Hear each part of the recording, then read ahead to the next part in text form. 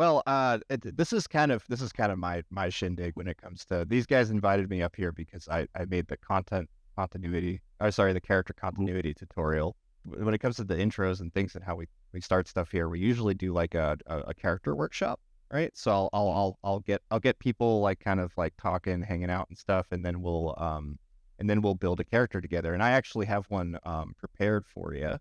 So Oh, we'll nice. get into that here in a bit, but I'll do an official introduction here, seeing as we got some people rolled in here now. This is Raitt. He is a legend in the 3D modeling world, but also in various different industries. He's like you said earlier, you've got every toolkit I can think of, like it's stuck in your head. You know what I mean? I'm so stoked to be able to have you here today. So the one thing you'll notice here is that the stream I upload to YouTube is heavily edited because of random Discord bugs and things like that. So don't feel too like stressed out if anything like kind of goes haywire here, because everything goes haywire here. it's Got it's it. all good. It's all good. It's all good. But yeah, Bay is a legend in so many different fields and stuff, and I'm just so excited to have you here today. We met back at Valve very briefly. I was there for a tour, and I showed you one of my videos. And I'll just say this right now, that when I showed that to you, I was so stoked, but I was also like, I don't know what we're doing, if it's new or not at all. It was like an early precursor to VTubing, but it was all traditionally animated, but we were recording live gamers doing things and making noises at each other. And it was a lot of fun. But when Valve invited us up, that's when I met Bay. So it was that's how we got, very briefly got to know each other, and then I was gone the end of the day. But I just thank you so much for being here. Yeah. Yeah. No, it's a good time. It's it's fun to come and talk to you guys. I'm a huge fan of all your work, and I remember that day when you came to visit. I've been really lucky. I've got to meet so many incredible people and have people teach me so many incredible things over the years, and so it's always fun to sort of reconnect with people and see like what they're up to. And there's so many interesting things going on. So I really appreciate you guys inviting me. Hopefully this is useful for people. I have no idea who's listening, but hello everybody. Should I give I have a standard spiel to just Please, introduce please myself. do. Should I? Please do. Okay. So my name is Bay Raitt. Let's see. I started my career doing colors for comic books. I worked on early comic books with Steve Olaf at Ole Optics, and we did colors for Spawn and the Pit and the Max and Akira. And I was one of the early people to ever use Photoshop to color a comic book. I used Photoshop when it was in alpha and black and white and couldn't do grayscale or color. I'm graybeard. I've been around for a while. And then I went from there and I went and worked at a company called Protozoa doing real-time motion capture for television, and worked on a bunch of TV shows and real-time VR stuff back in the day. And then I went from there to being the product manager for a 3D modeling and animation system called Mirai and Nendo, which were offshoots of the old Symbolics written in Lisp. They were sort of the wizards who had invented computer graphics and the freeform deformation lattice and derived surfaces, aka subdivs. And I was like, I want to go talk to those guys and learn from them. And we built a tool together. And then I took that tool to New Zealand, and I was the creature facial lead for all three of the Lord of the Rings movies. And I worked on the Cave Troll and the Balrog and digital doubles, and helped set up the modeling department and the crowd department and the creatures department. But mainly I was responsible for building Gollum's face for the Lord of the Rings. So building Paul Ekman's facts into character animation tools. And I was there for Gollum's first shot, Gollum's last shot. And then after that, me and Steve Upstill, one of the founders of Pixar, started a company together to build movie making tools inside of a game engine. And we ended up shopping around our company to try and raise funding, and ended up meeting Gabe Newell at Valve, and ended up joining Valve and folding my company in. And I worked at Valve for 9 years and helped ship a bunch of Valve titles, Portal, Left 4 Dead, Counter-Strike, Dave, Defeat, Source, whole bunch of them. But mainly I worked on a game called Team Fortress 2 and worked on all the Valve shorts, and everything from animation to editing to lighting. Came up with the idea for the tool, to help design the tool. And really, I've been really lucky to just have incredible colleagues and coworkers who've taught me an incredible amount of stuff over the years. And then after that, I went and made a VR graphic novel and shipped it for the Rift and for the Gear VR, and basically that's where I sort of fell in love with Unity and learning to build like games and comics and animations all together. And yeah, I really am a fan of like trying to find like the nuclear powered pencil that allows me to make stories really, really fast. And so finding Midjourney and getting into AI and learning how neural networks work and everything has been super exciting and interesting for me. And I published a white paper with some of my colleagues on how to do neural networks for skeletons. And I really find like the semantic blending you can do, like when you blend between two images inside of like like Midjourney is really, really good at it. Like here, I'll show an example. But like when I show this to my when I show this to this is my Instagram feed. If you guys ever want to just go and look at what I'm posting, I usually just dump stuff here. But there's an image here that I'll grab really quick. This is usually the image that a lot of artists that I know don't quite understand when they see it, and they go, okay, I'm literally giving it a cylinder and a sphere, and I'm saying blend these two things. And you can see that one of the variations is a capsule, and I didn't use a prompt. I didn't use a piece of text. I just said, find the semantic midpoint between these two things. And, this is one of the things that makes Midjourney's latent space so smooth and so interesting, is that, you can go through and semantically blend things to find, what's between these two drawings. And they can be generations and cultivations, which is awesome, but they can also be drawings that you upload. You say, hey, what's between, this cool dune buggy that I made and this cool mining truck that I made? There's a cool Jeep between those two things. And you can sort of progressively make a slider between any two images, whether they're generated or you've clip solved to them and fit to the image. And so exploring sort of the possibility space around what you've made is really interesting. And a lot of people, when they use AI, they kind of, ask the prompt and then say, okay, I'm done. And you're like, well, that's not really, you're missing the conversation, right? Like the reason that it's in the tool the way that it is that you can actually ask it is a chat questions because yeah, and by default, it's a default. It's a cliche. It's the commonplace of the weights that it's been trained on. And these two things on the left are cliche. They're terrible. And if you blend them together and do a bunch of cultivations, you can find the one on the right, which I think is relatively compelling. And your editorial choices matter. The scissors matter. And the cutting room floor. If you look at the bottom of my quote unquote digital art space, it's just filled with the blood of AI, and I'm totally fine with that. And training, and I do a lot of image prompting over text prompting, and text prompting is almost just like igniting the spark to make things happen. And so, like if you look at a lot of what I do, there's a little bit of everything I've ever generated in everything else that I've generated. It's almost like a bread maker making yeast. Everything is sort of like has little pieces of previous pieces in it. And so like, here's an example of a prompt that I use to explain how I work, where you can have like a prompt that actually references art history because the LLM knows about art history. You can paint a prompt to paint some flowers in summer and then say variate on those. And you can see it's the same color palette that I just hand drew really quickly. And then you can say, actually, okay, these cultivations are kind of cool, but I want the flower petals to be square like that, but maybe a little bigger. Yeah, like that. And then you use that and go, okay, that's now the basis for a new paint over. And then I make a paint over and I composite the other pieces in. And then I use the prompt and the picture now together to make a variant. And I'm like honing my way towards what I want. And, I'm using a little bit of Midjourney image blending. I'm using a little bit of LLM text large language models, and I'm using a little bit of heavy paint and Photoshop to sort of navigate my starship through the latent galaxy to find the pieces that I want. And I look for the holes, I look for the noise, I look for the glitch, and I try to fix the glitch, and like here's a all fixers. We're all fixers. Yeah, right. And so like for people who've never seen what we're talking about, where you have to fix something, like a really common experience is that you get really close to what you want and you're like, oh, this is actually glitching out and I need to, here, I'll go find one. Sorry.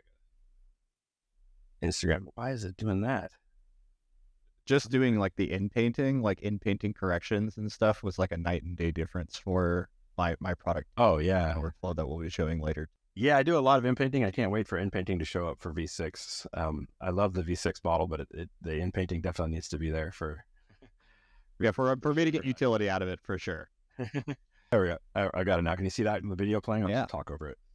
But this is like me on my iPad in Art Studio Pro, basically fixing the arm and the hand that's mangled over there, right? And so everything about the image was what I was after for this particular image, but the right hand is missing in the steering wheel. It's obviously got some problems. And this is like an example of like stealing something where I'm basically saying, hey, I don't want to go to my car and take a picture of my hand, but somebody's probably got a frame of a video somewhere on Google image search of a hand on a steering wheel. And I find something that looks kind of like it. I place it in there, I cut it out, and then I start painting over it.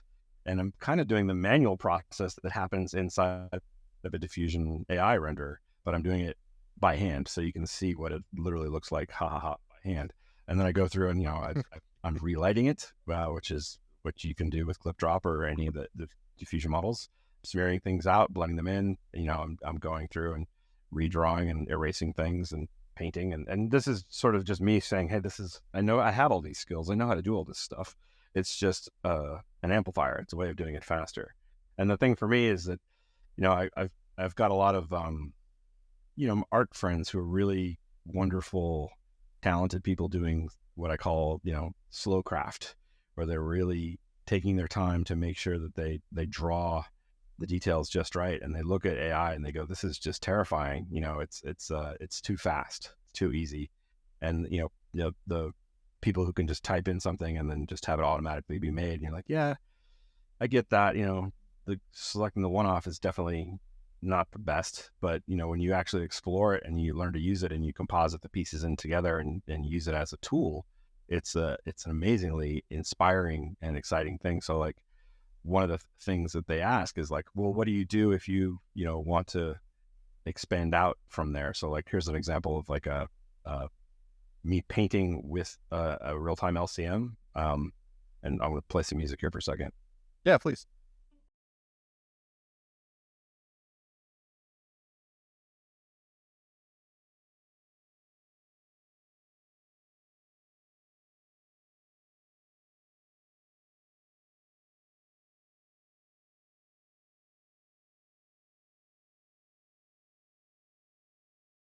And so the thing that's interesting is that like I'm painting along with the ghosts of what it's doing, and I'm copying the output into the input and then painting over that and then and making it eat its own tail, so to speak, while I draw over it. So it's like recirculating it. And that workflow is just, that's bonkers. It's just insane. It really is. that I can do that. And it's like, here's another one, there's no music in this one, but like I'm drawing this werewolf monster thing and I'm using Photoshop this time instead of the interface of the web. And I'm just doing like copying and pasting, and like in 15 seconds I have like a weird werewolf monster. And I open the jaw and final results are what I need them to be. But it kind of means that like, for my friends who are a little bit more like, calligraphers in the time of the printing press, you got to become a novelist. You got to become a journalist. You got to become a graphic novelist or a comic book artist, or, telling children's stories. Like the printing press technology opened up the world for a lot of things, but it was really bad news for the monks in the monastery who were drawing like the letter L really slowly. Right. And there's that element there where like, okay, and not everybody's going to be interesting. Not everybody's going to be a novelist, but I do think that there are a lot of unfundable stories in the world that are outside the reach of risk managed creative projects. Banks will never fund a project about, the villains of our time or even the heroes of our time, because it's just way safer to make, yesterday's franchise the safe bet times two, Yeah. more sparkly. I was just saying that I am in that same boat of just the enthusiasm I feel, and feeling that like the noise that comes back that is not necessarily like as positive or as inspiring as I've felt using this stuff.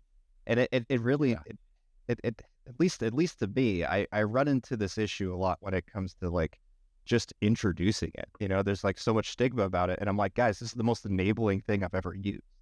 Like this is so exciting for me personally, but it should be exciting for you too. And it's just, there's so much we can't do now because there's no money in it.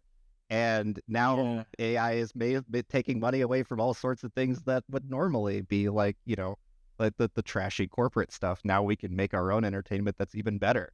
And Yeah. that's what I think is a real threat moving forward for a lot of, mass media corporate. Well, it means that you can compete way above your weight class.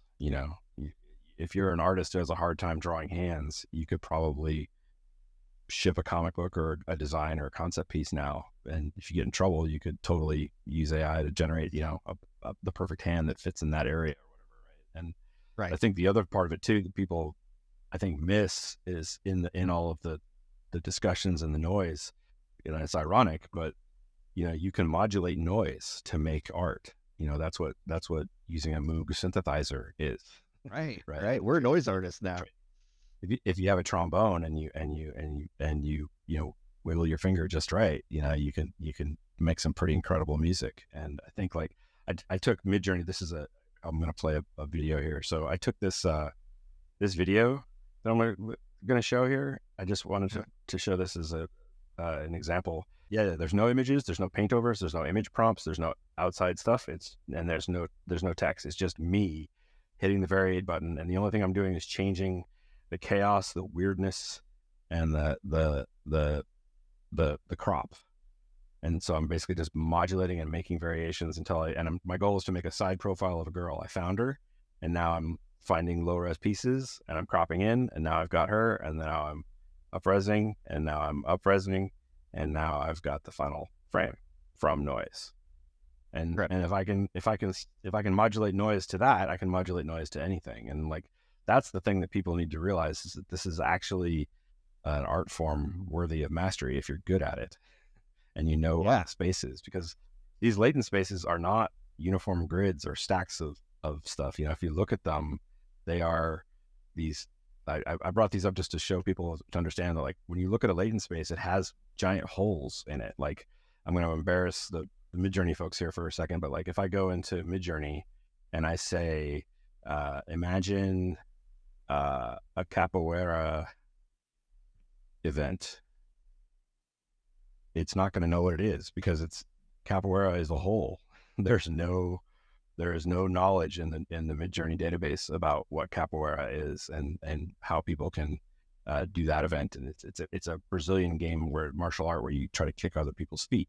And like, if you want to find a picture of it, it's not in there. Now people say, oh, it's just not in the training. But the weird thing is that if you actually start to spend the time and go, okay, it's in that no man's land, but somewhere, some combination of weights is an athletic male wearing a white shirt and white pants with bare feet kicking someone. And it's not because it's there in the training data, it's because some combination of noise would make that. And so if I paint enough image prompts and I render enough noise modulation, I can actually make a capoeista event using Midjourney without doing anything but just modulating noise to get into that negative space there. And I think that's the real creative aspect of, like, this is if you look at sorry for the embarrassment guy, but these are clearly not capoeira martial arts, right?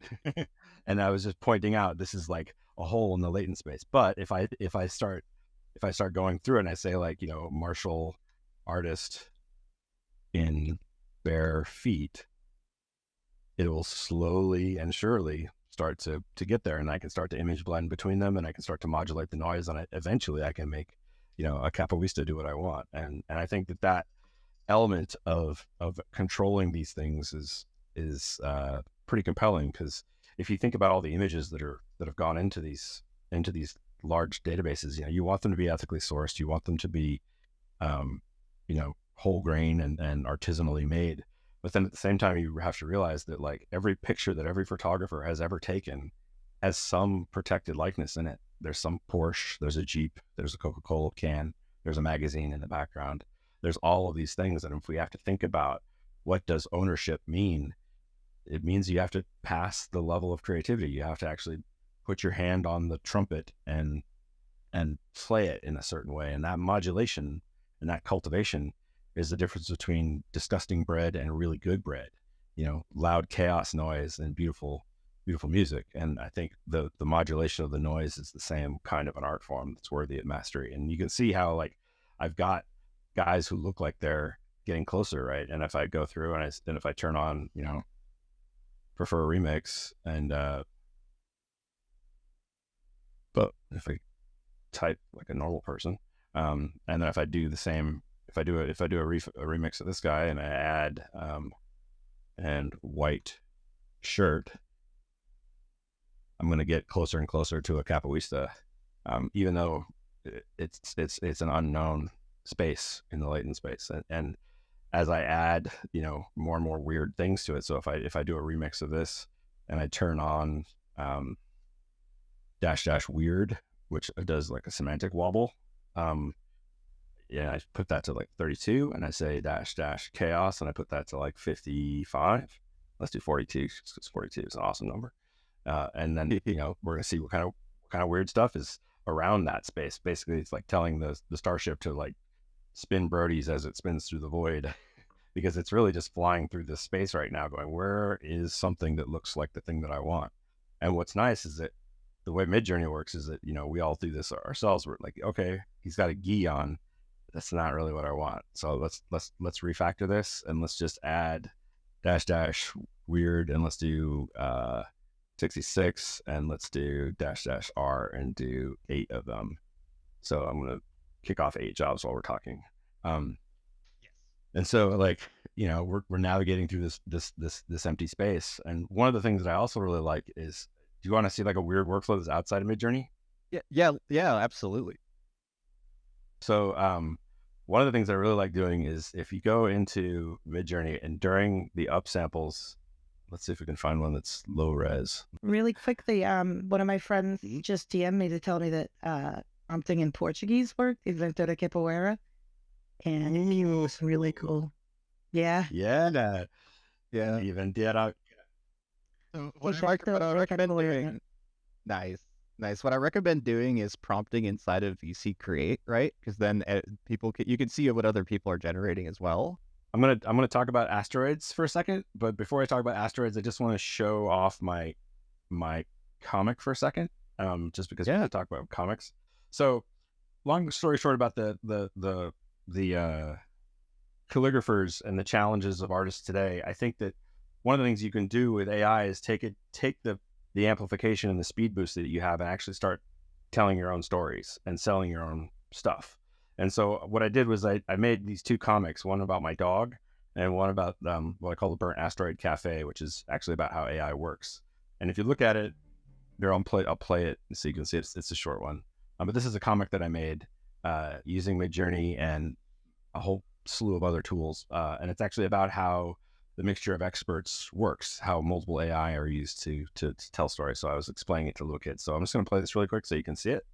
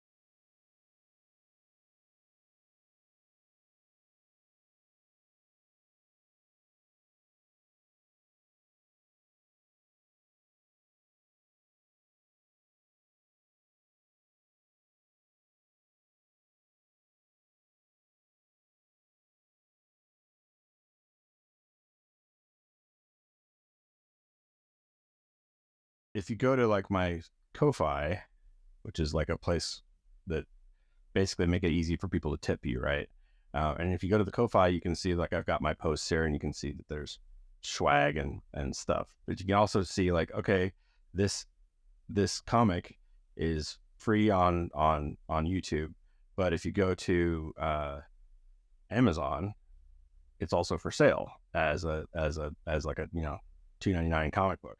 And it's really just about making it easy for people who are fans of your work to buy your work. So like, here's my Good Protector comic, and if you go to Amazon, it's a jump back into making an actual comic book. Actually, instead of just saying here's an image for my portfolio or for my test, it's actually a product that you make for the public. And if I'm selling, don't worry, I'm not making a ton of money here. I make these really just to try and prove a point, which is that you can, instead of focusing on your art community of thousands or your family of tens, you can focus on the wider public. And one of us will make something popular, and if it becomes popular and you have it set up where you're actually getting percentage of the gross and not just being paid by a studio or paid by an employer, but you're being paid by ticket sales but from the public, that you're in a totally different category, right? And you want to be able to pay the people who helped you. So if you bought fonts, pay the font designer. If you had artists helping you, pay the artist. And if when you get to the image diffusion, you're like, each one of these images has hundreds of thousands of contributors to it. And then you go, well, I did the cultivation, I did the Photoshop paint overs. And if you look at it, you're like, well, that's where the art comes into it. Dizzy Gillespie doesn't owe the trumpet maker his trumpet sales for his album. And I think that's where there's an interesting debate happening right now in the courts and in the world and between artists and between technology people about who owns what and what the credits are. And I think one of the things that I think is so interesting about it is that you need to have rational conversations about IP rights and residuals and ownership, and what does the modicum of creativity mean, and what is the fair, ethical, right way to do this. And then there's arguments to be made on both sides that are super, super valid. And to paint the other side as a cartoon isn't quite accurate. And I think it's going to take artists to participate along with technology on both sides to come up with the right way of doing this, because it is important. We want to encourage the result. We want to encourage creativity. We want people to be able to participate in the successes that they create. And I think it's really exciting for us to be able to use all this stuff creatively. And I wanted to come on here and talk about this with everybody, because I know some of the people who are listening are on both sides of this argument. And I link your link tree and your book in the chat for you too, so people can see them. He said, wondering what I put up. Okay. Just wanted to know. It's in the chat. I think. Yeah. Victor might have it on his screen. Thank you. That's awesome. So every panel in my comic goes through a process that looks kind of like this, where it's like there's pieces of Midjourney, hundreds of Midjourney cultivations that I then collage and then I paint over and detail myself, right? And so they're a mixture of AI generations and Photoshop and photo bashing. And just because my wife is probably watching, I have to make sure that I point out that the inspiration for everything I do is actually from a real dog. Two of them, my best friends. This is Reload and this is Bullet. Reload is awesome and Great. Bullet is blind. Bullet is totally blind, and he is these guys are totally the inspiration. So when I wanted to make my comic about dogs and how they see the world, I wanted to make sure that it was about my best friends, about something that I thought was important. And so, if you wonder what the image prompts were for my comic, it's clearly made from my friend. And so when people are like, you stole that, I'm like, yes, I did. I stole it from the most majestic dog I ever met. Isn't he? And so, and if you go into Photoshop, Photoshop is amazing at if you look at them, I have all the layers for all these different things that I've done, and you can go through and see, these were, these are me drawing the pieces out. And, there's a lot of, grabbing a thing and, opening up Liquify and, doing the normal stuff where you're like, okay, I'm going to, sorry, for some reason it's really slow. But like, I'm doing a lot of, paint overs, liquefies, warps, blah, blah, blah, blah, blah. And, to make these things look the way that they want. You know, if you go back to like the guy in the background here, like look at his horrible, hideous legs, right? Like there's an enormous amount of just like, oh, right, what should this guy be? And if going through and be like, yeah, I want to see like other versions of this, and I could hand paint those, or I could just hit generative fill and wait and see what like 5 variations would look like. And it's very similar to the you know, very area inside of Midjourney, but I just have all of my Photoshop tools here. Exactly. And some of them are things that I might draw, some of them might be variations, and it's some mixture of them where I'm like, is that one better? Is that one better? And like, no, that one's pretty good, but that one needs a little bit of TLC right here. And you know, you start to go through and you're like, okay, yeah, right. Like a little bit of this and a line here and some lines there. And then once you take that, you're like, this kind of looks like crap. I don't really like the way that this is looking. And then you go, well, what if I took just this area and let's just take this whole guy, and I'm going to crop this, and I'm going to resize the image. This is like a weird pro tip here for a second. I'm going to resize the image so it's only 256 pixels tall. So it's super low res now. And it's like, there's not enough detail. Like you can see the pixels there now. And it's like pixel art, right? And I'm sitting there going like, okay, well, now that I've got pixel art, I want to take these images, and I think this line is really important, and I really like this line, and I want that to be like stripes down here like that, right? And so now I've made that. So let's go ahead and I'm going to do an incremental save of that file, and then reveal and explore. I wrote a bunch of JavaScript stuff to just do Photoshop things that I don't like to do automatically. But somewhere in here is that image. If I sort by date, Magnific, I'm going to use Magnific to resize this instead of Midjourney, because Magnific does it does better semantic resizing. And so what that means is that I can go through and grab our little, this one. So I've got this, I'll set these to default, and I'm just going to do a regular upscale while we're talking. And while we're waiting, I'm going to turn the fractility up. I'm going to turn the resemblance down by 1 and the creativity up by 1. And I'm going to optimize it for art and illustration. And I'm going to do 4x because I think that'll probably look good. And this is again like, hey, now that I'm watching progress bars, did I have any other progress bars? Oh yeah, I had one in here. What did this one do? And then I can go back through and be like, oh yeah, we got a bunch of random stuff. Look what weird gave us. That's not useful. That's not capoeira. And going through and finding, can we find our way to a capoeista? Maybe. Not getting there. Okay, back to what we were doing. So now see how it's hallucinating the details from that low res image? But like there's some cool shit in there, right? But let's look what I did with a leg. Ooh, that's cool. I like that. That's dope.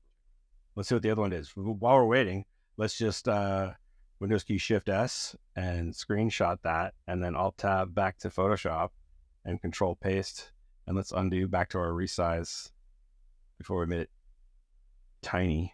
And let's zoom in here and paste that knee that we just made in. Turn the opacity down.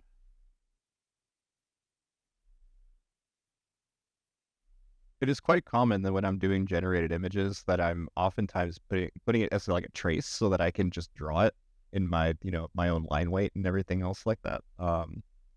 Just as a guide, it's great. Even just as that, it's amazing. And that way you can also tell people like, look, this is not going to have any generated pixels in the final product. It's just helping me be a better artist, Yeah. And it's for me, it's speed. I'm trying to tell a story, and I need to scare the crap out of you when you see this guy. So it's really important that he has that leg. But like, there's an example of like, okay, I used a couple different, AI tools, and I'm using radial gradient brushes to blend in parts that I think are good and parts that I think are bad. And okay, that looks pretty good. Now I want to tell it to, I have like an add vignette, add noise. And then I can turn the vignette down and be like, let's turn the noise down a little bit. And it hides all my smear strokes and stuff. And it's standard tips and tricks, right? Right. But like these are the kinds of things that I'm doing constantly. And I'm constantly taking these guys and then pasting them back in to the prompts and saying, I want them to be different prompts. But like, here's an example of like taking a Midjourney image and then doing a bunch of paint overs and then bringing it into Magnific and then. And so if you sort of look at it, you're like, yeah, these are the best. And so let's take this image and I'll download this image just because it's kind of cool. And now let's go into Clip Drop, and I'm going to take that image that we just made and I'm going to upload it to Clip Drop. Yeah, go ahead and resize it. That's fine. And then Clip Drop is basically going to take the image and it's going to use a clip interrogator and generate a depth buffer. And then from that depth buffer, it's going to let me relight it. And so if I take these lights and I want to turn off, I'll just delete that one and I'm just going to use this blue light. So let's take this blue light and I'm going to make it red for a second so that you can really see what it is. And I'll tell the distance to be really, really small. And I'm going to tell the radius to be really, really small.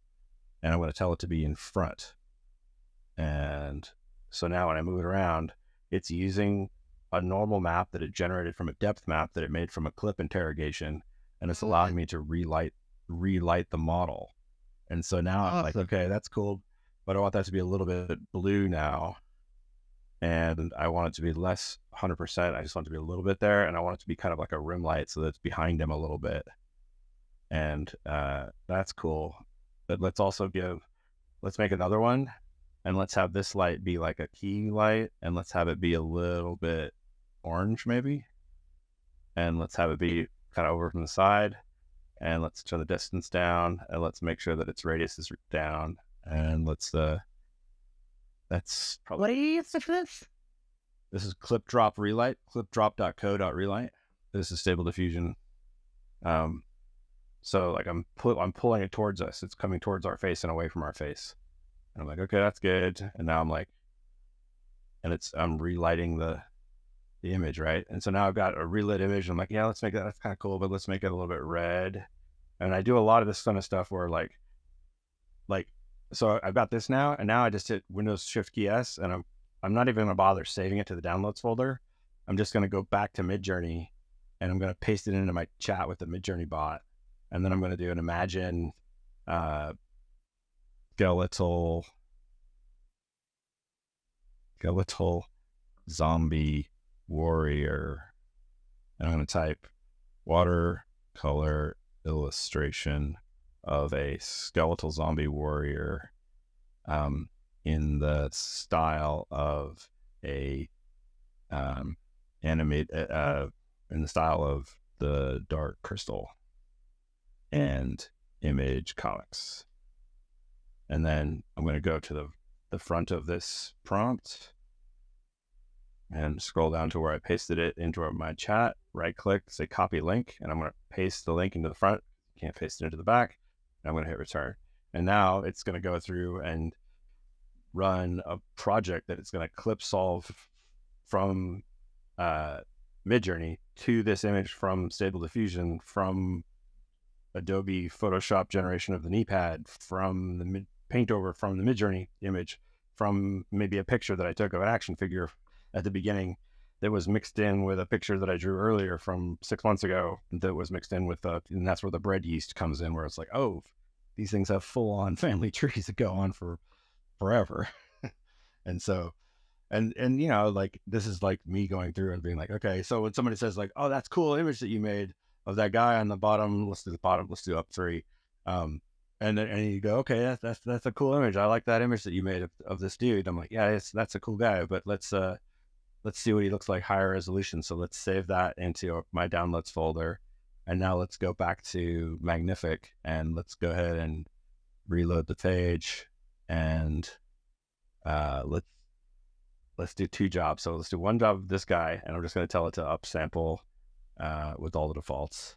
And then while that's happening, I'm going to go to Midjourney and I'm going to say, that's cool, but I wanted you to copy this link. And this is where you sort of mix and match, like you're mixing colors. I want to say that image, and I want you to mix that image that I just cultivated with, where's the other image? Did I just do it here? I guess I just did it here. I'm going to just mix it with this one. So mix it with this one. So no text prompt at all. It's just 2 images. And then And here's the hallucinated details from Magnific. And I can be like, yeah, let's turn the fractality up, resemblance down, and the creativity up, and say skeletal warrior ZBrush maquette. Go. And then let's see how my journey's doing. So now I've got 2 progress bars, and this is the weight. Maybe I'll go to a third one. Is this useful? Am I off in the weeds? I can't see anybody. I'm just watching my own screen. Oh no, you're good. You're good. This is perfect. A lot of times when the users here are, they're just here to learn, and you're giving them like you're dumping it on them, and they're loving it. I promise you. Yeah, okay. Yeah, you get to drink from the fire hose. Yeah. Yes, exactly. Yeah, look at that. That's cool. That looks so good. Anything worth keeping? Yeah, some of the stuff's worth keeping. Some of it's kind of dumb though. That's how it goes. You just kind of make that judgment call, and people don't. The problem I run into is that like they don't, people don't trust their artistic eye anymore. You know what I mean? It's like, okay, yeah. Well, let's keep going. So now let's go back to Photoshop, and I'm going to go ahead and open. That image that we just made. So now we've got this new drawing here, right? And so what I'm going to do is I'm going to go through and I'm going to say, okay, I'm going to select like some areas of the model that that I want to make a highlight, right? So like I want to make like little highlights in these areas, and I'm like, yeah, that's cool. But let's go ahead and is my, yeah, it's working. Okay. So I've got my paintbrush here. So I'm just going to paint some areas that I want to do like some highlights on. And so this is like the art side of things, right? So I want to go ahead and just do a little bit of arty art stuff here. So if I go back to, I just have this selection and I have to say, make me a color layer. And I want this color to be this white color here, but I want it to be a little bit brighter. And then I can go through and say, actually, I want you to also, I want to do a layer effects here. So if I go to, I have a bunch of styles that I've made. And one of them is emboss, which automatically just gives me like a normal bevel emboss kind of thing. And so now I've got a black and white mask that I can still draw on, but I'm basically bevel embossing what I'm drawing. And so I can sit there with just a little bit of black and white and start to eat away at the areas that I care about and don't care about. And, do a little bit of like, let's art it. Let's make it actually look good. And that's where you sort of spend some time, like, and if you want to change the lights, you can go to the bevel emboss layer effect filter, and I can move the lights around so that the lighting matches what's happening in the image, and I can adjust the softness and the hardness of it, and I can adjust like how much is the highlights versus how much is the shadows, and I can say, is it a pillow emboss or is it just a regular emboss? And I can say the regular emboss looks pretty good. I want the shadows to be there. I want it to be a little bit harder. Mm-hmm. Legal's asking if you're using a mouse. I'm sorry, or a tablet. I'm using a here. Can you see my screen? I'm using a tablet that's sideways, and it's a $100 Huion K800. So why would lose that? Can you see it? Yeah, we can see it. That's great. I am a Huion 13 myself. I love my tiny tablet. Yeah, a tiny tablet, the giant, and I have it right next. I have it right next to my laptop, and I'm obsessed with. I'm obviously a tool sharpener, so I'm the guy who like sharpens his pencils like a million times, right? Anyway, but do you see how like it's automatically painting a highlight and a low light as I draw it? And if I set it to be like color pencil, I can do like little small details, so I can go through and like detail areas here. And this is like the art side of it, like where like I actually have fist talent, so to speak. So like the combination of being able to draw and know how to use AI is like a superpower for me. Like if I just knew how to hit variate, that's awesome. And it's really good for beginners and for people who don't know how to do this part. But if you do know how to do this part, it's like, having a nuclear powered pencil where I'm just like, ooh, and I'm like, this is a radial gradient where I'm fading out what I did to mask. And so you can kind of see how like I can very quickly block in something that feels really, really, really nice really quickly. So if you go to like some of my, like, got some brushes here that I've made, but I've got like this splotch brush. Where is it?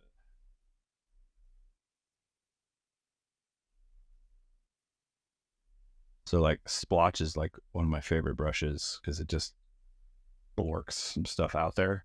And so if I set it to be 100% opaque, you can sort of see it's just like making stuff. And if I hit X, I'm switching back and forth between foreground and background colors. Oh, also, can you see my screen? Can you see what this is? Yeah.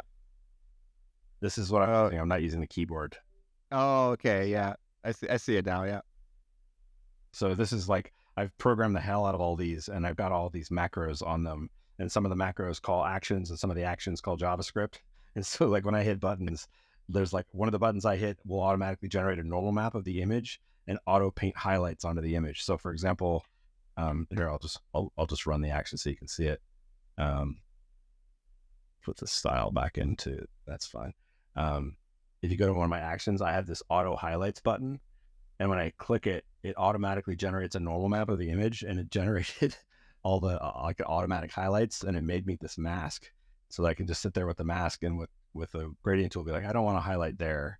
I just want this area to have highlights on it. But like it automatically found the highlights for all of this stuff. And so I can very quickly, without a lot of effort, I just highlighted. So like, look at, see this knife, this little belt buckle thing. Yeah. Like look at the auto highlights. It automatically, right. And it did that by using an automatic normal map. And I can go through and say, I don't want it on the bottom here. I just want it on the top edge. And I don't want it here. And I don't want it here. I don't want it there. And I don't want it there. And I'm just masking out the areas where I don't want the highlight to exist. Right. And so you can sort of go through it very quickly and be like, yeah, the background doesn't need it. And maybe the tops of those things don't need it. But like, it's just a really quick and dirty way of doing it. And so one of the things that I do is I know that I'm not actually maybe going to keep this image, because I might actually decide that like this image is going to look better if I clip solve to it back in Midjourney. And so like, I'm still just like treating this like sloppy mess. I'm not really paying too much attention to it, because I don't know if I'm going to keep it at the actual pixels that I've got. I'm just like, I might use Magnific, or I might use Midjourney, or I might use something else. And so this might be an image prompt versus a final image. And so it's really just a way for me to like try things out quickly. And so I automatically try to make a mess as big and as quick as I possibly can, to be like, do I care about this stuff or not? Like, is that thing that I did, is it better on maybe the stuff I did on the shoulder was a waste of time. But that's pretty good. So then I'll go through and say, okay, save and export. And now I'll go back and, upload that to Magnific and be like, what happens if I take this now that I just did the painting with all that other stuff? And the other thing that's kind of cool is if I do this and I add a vignette and I add noise, let's put all this above here, not in the highlight group.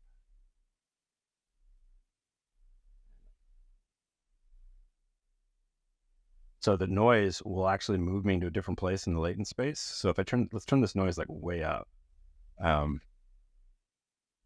So it's like a super chunky, noisy image now. So now if I save and export that, and then if I go into Magnific, or if I go into Midjourney and I take that same image and upload that, where is it? Downloads. So I've got that. Yeah, so now it's got all the noise in it. Now when I do a resize with all that noise and the painting that we just did over it, it's gonna take us to a different space in the latent space, because this metaphor still applies.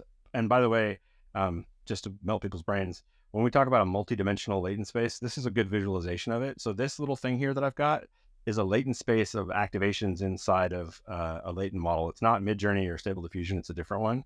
But each one of these layers are the dimensions of a latent space. And if you zoom in, you can see this is what a latent space actually is. And you can see how they're getting bigger and smaller. Those are the areas that look more like a, iguana and a fly. And that's a wine bottle and that's a crayfish. And that's how they're related to each other. And so you can see, like, when you get up into some of the higher dimensions, this latent space visualizer has a good visualization of what those holes look like, where you can see that there isn't anything in those areas. So, like, see how it gets kind of sparse in here? And if I wave my mouse over it, so the cliff, castles, ibex, and curly coated retriever, you can actually see the weights in that zone. And so if you go and zoom in on that zone, you can sort of see, like, okay, this is what the actual latent space looks like. And you can see, like, oh, that's a dam and there's cliffs and they're near each other, but look how low res they are. They're super low res pixels. It's the same stuff as this. It's just zoomed in to the actual images, and the images are totally random noise. They're garbage, but they've got this label on them. And this one's called cliff. That one's called dam. That one's called sandbar.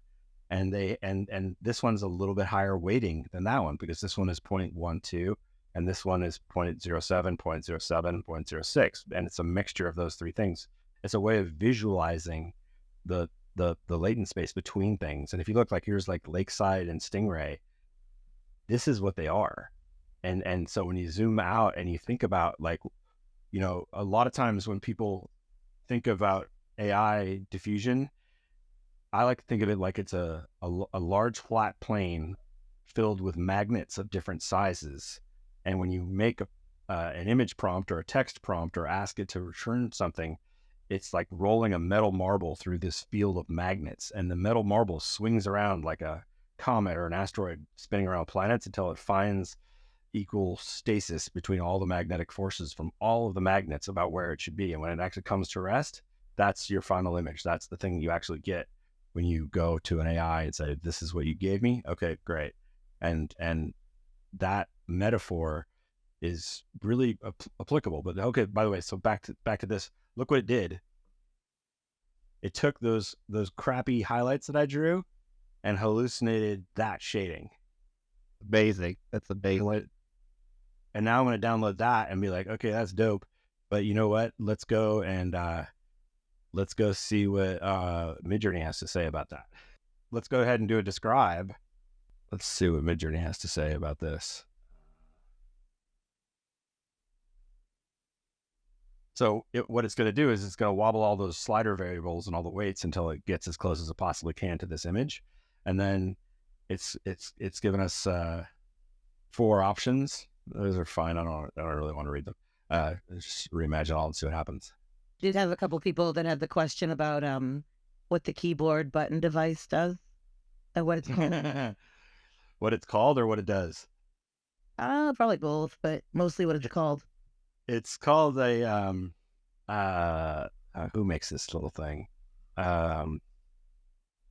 It's called Work Louder, and it's so rad. I have it set up to, like, I can walk it through. Can you see it while I'm talking? Okay. Yeah. Can you see what it is? So this is my brush, bigger and small. So these are the different applications that I use. So I have one for Blender, one for web browsing, one for whatever. So when there's one light on, that's my Photoshop one. And then this is my brush, bigger and louder. And if I click it, it's the eyedropper. This is also the alt for the eyedropper. This is the pen tool. This is set the colors to black and white. This is let them swap. This is hide the current layer. This is undo. This is redo. This is zoom in and zoom out. And then middle click is fit pixels on screen. This is pan. This is show all windows, like that. You got like shortcuts mastered, huh? Oh yeah. And then this one here is auto mask. And what it does is it automatically sets the mask, inverts the color so it's the right freaking color, and sets the colors to black and white, and then sets my tool so that I can paint.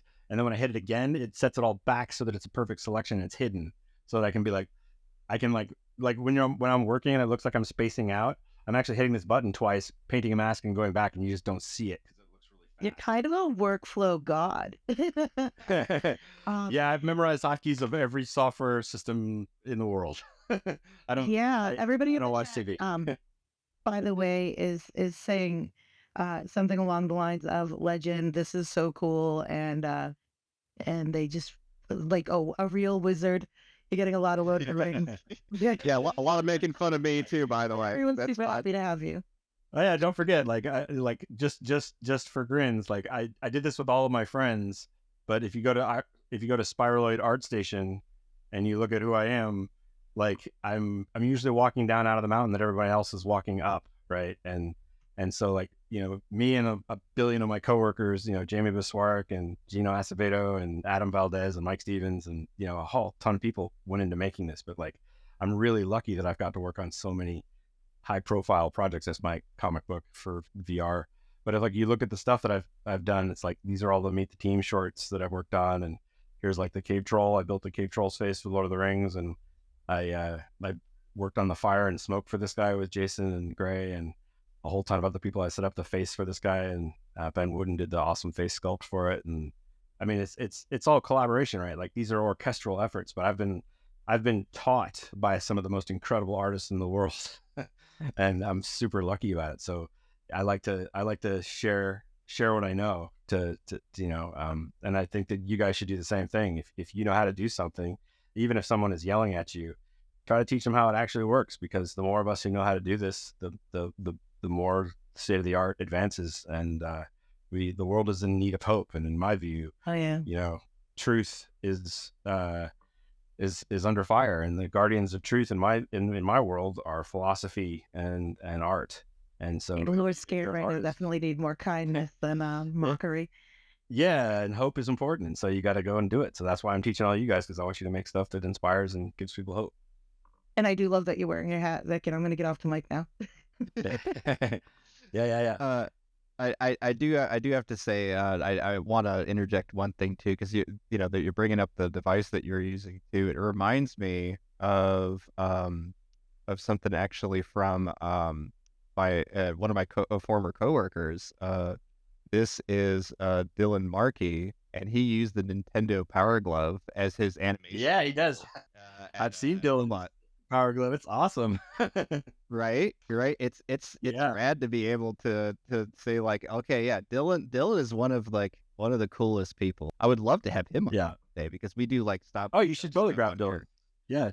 I bet Dylan's probably watching. You should totally have. Oh, really? Awesome. Dylan's amazing. Yeah. Dylan. It would be nice to catch up with him. It's been a minute.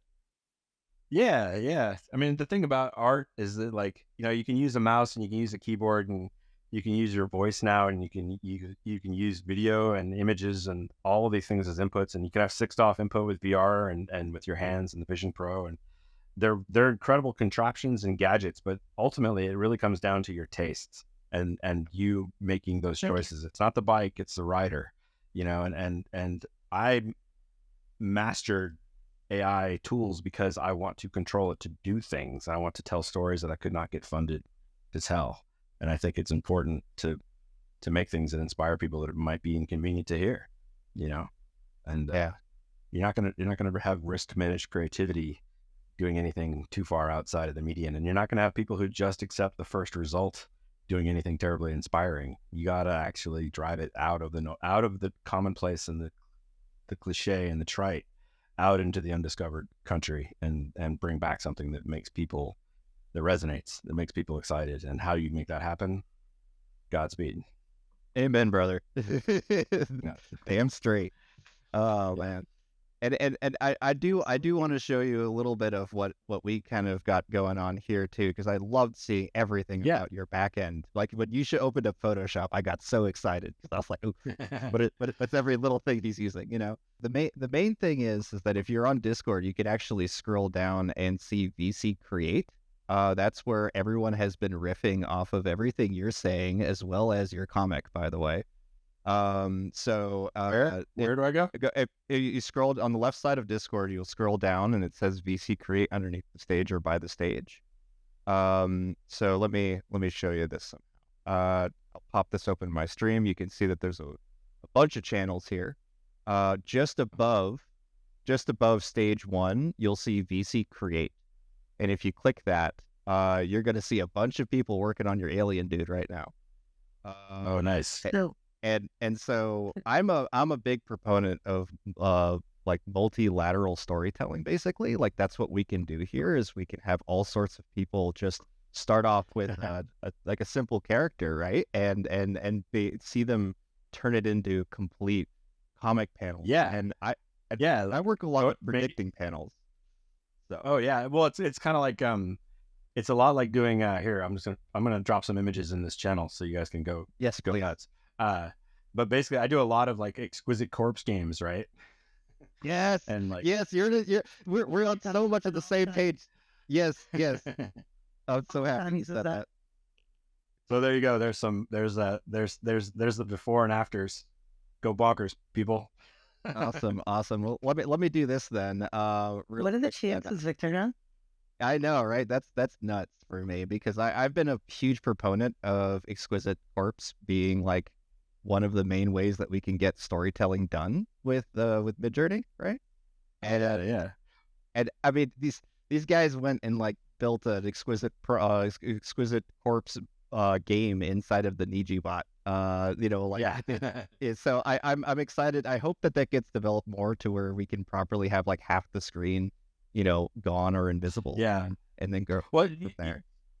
On the exquisite corpse side of things, one of the things I would encourage people to do is remember that they're separate concerns. Like I do a lot of stuff where like I work on the words and the writing after I do the images, and then if I need to change the image, I'll change the image. But like I try really hard to let the story lead. And if you try to do like the layout and the letters at the same time as the visuals, sometimes you'll accept like terrible letters because the visuals are good, or terrible visuals but the letters are good. And you really want the best of both, right? Like you want to get the best letters, you want to get the best story, you want to get the best visuals, and you want to.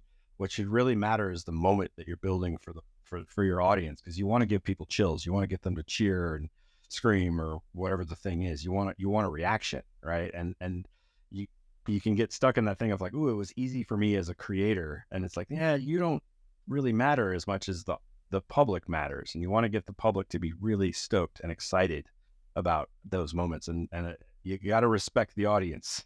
So like when you're doing the exquisite corpse games, I like to do those in like a what should happen, oh, and then this should happen, and then that should happen. And like I've made like a comic book builder that I have that's all about like encouraging that kind of behavior, because I think that like that's how stories get polished. If we kick around, you tell a story and then your friend retells the story and you realize, oh, they left out that boring part and they added this little twist. And like the retelling of stories is an exquisite corpse game. And what's wonderful is that the language also lines up with prompts and lines up with visuals. And if those two are happening together, it's like this cool dance between the visual world and the subject to subject, language world. And like make sure that they each have, don't let them step on each other's toes. Let the visuals lead, let the language lead, and go back and forth there, because there's a lot of exquisite corpse games that can happen simultaneously, which I totally want to encourage people to do. And that's what gives you the audience a better experience, right? You want to blow their minds. You want to make the original stories that capture people. I want to try to blow your mind a little bit here, because I think this might be something you haven't seen us be able to do with Midjourney yet. So I'm just going to mute you really quick here. And I have a specific prompt pulled up here. This is actually built by Rhapsody, one of our like power users here. And she had basically retro engineered your entire character. With now, granted, it doesn't have a blue scarf, but it is for the most part a complete turnaround of a somewhat like your alien character here, right? Nice. And so what we've done though is to show this. This is kind of an upgrade of my character tutorial here, but we'll do a complete in paint of the surrounding area around the character. And then we just simply write, let's see here, multiple expressions, multiple poses. And keep in mind, right? The only thing that we're doing here is forcing it to review the center of the image, right? And I can do that with multiple action poses as well. So we'll hit submit on both of these. And this is a relatively new workflow. Like this is kind of like a speed run version of my workflow. But essentially what we're doing is we are referring to that center image and forcing it through the empty like white space to acknowledge that we don't want, that we want it to try its best to guess and fill in the rest, right? And That's when you're gonna, awesome. but the idea here is that depending on how the results come out, sometimes you get extremely dynamic action poses that we can then slam all together into a single character prompt. So we can literally save our characters inside of Midjourney now. Let me show you one of them. So this is one called Gnome, and this is one I made for a friend of mine, Fran. And essentially what's going to happen here, and we can check out the multiple poses as that's being rendered. It'll mostly do very repetitive, but then if you just re-roll a couple times, you'll find those dynamic ones. Yes, like this, the second one that came up here. You can see that all those dynamic poses of it jumping and all, you can literally say, I want just jumping poses. I want just running poses. You can even put an emotion on the expressions and it will give you only those emotions. Am I on mute or can you hear me? Yeah, I can hear you just fine. Yeah. Okay. I have a question. So like I'm used to using this with like ControlNet and LoRa's. And so like, how did you reference that? Is it a prompt chain that it's just inserting all those image prompts into your prompt when you say, make me jumping. So like if you have a character and let's say I have a character and I want to say like, make the gnome sitting at a table. Is it making a giant prompt of image prompts pointing back to that one? Or is it like a LoRa where you've actually got like a sub model being overlaid on top of the main model? Yeah, there's no sub model. Actually, what's happening here is that we are filling the empty space with the image prompts. And now, granted that the guys technically here can tell me a lot more specifically about what's happening here. But most often I zoom out of my prompt of just a single character standing in the middle of the frame, right? And because all the image prompts are inside or baked inside of that white space all around it, I just got actual poses, and then it refers to the neighboring code that's around there. That's the way that I have kind of deduced it. Because if I just zoom out and do 5.2, it doesn't work. But if we do it with Niji specifically, it works. So does it like with Sylphs yet, or just Niji? No. We need inpainting for it to work with the newest version of it, but you can definitely get it to where you get the advanced composition from V6, and then we jump to 5.2 for the style transfer.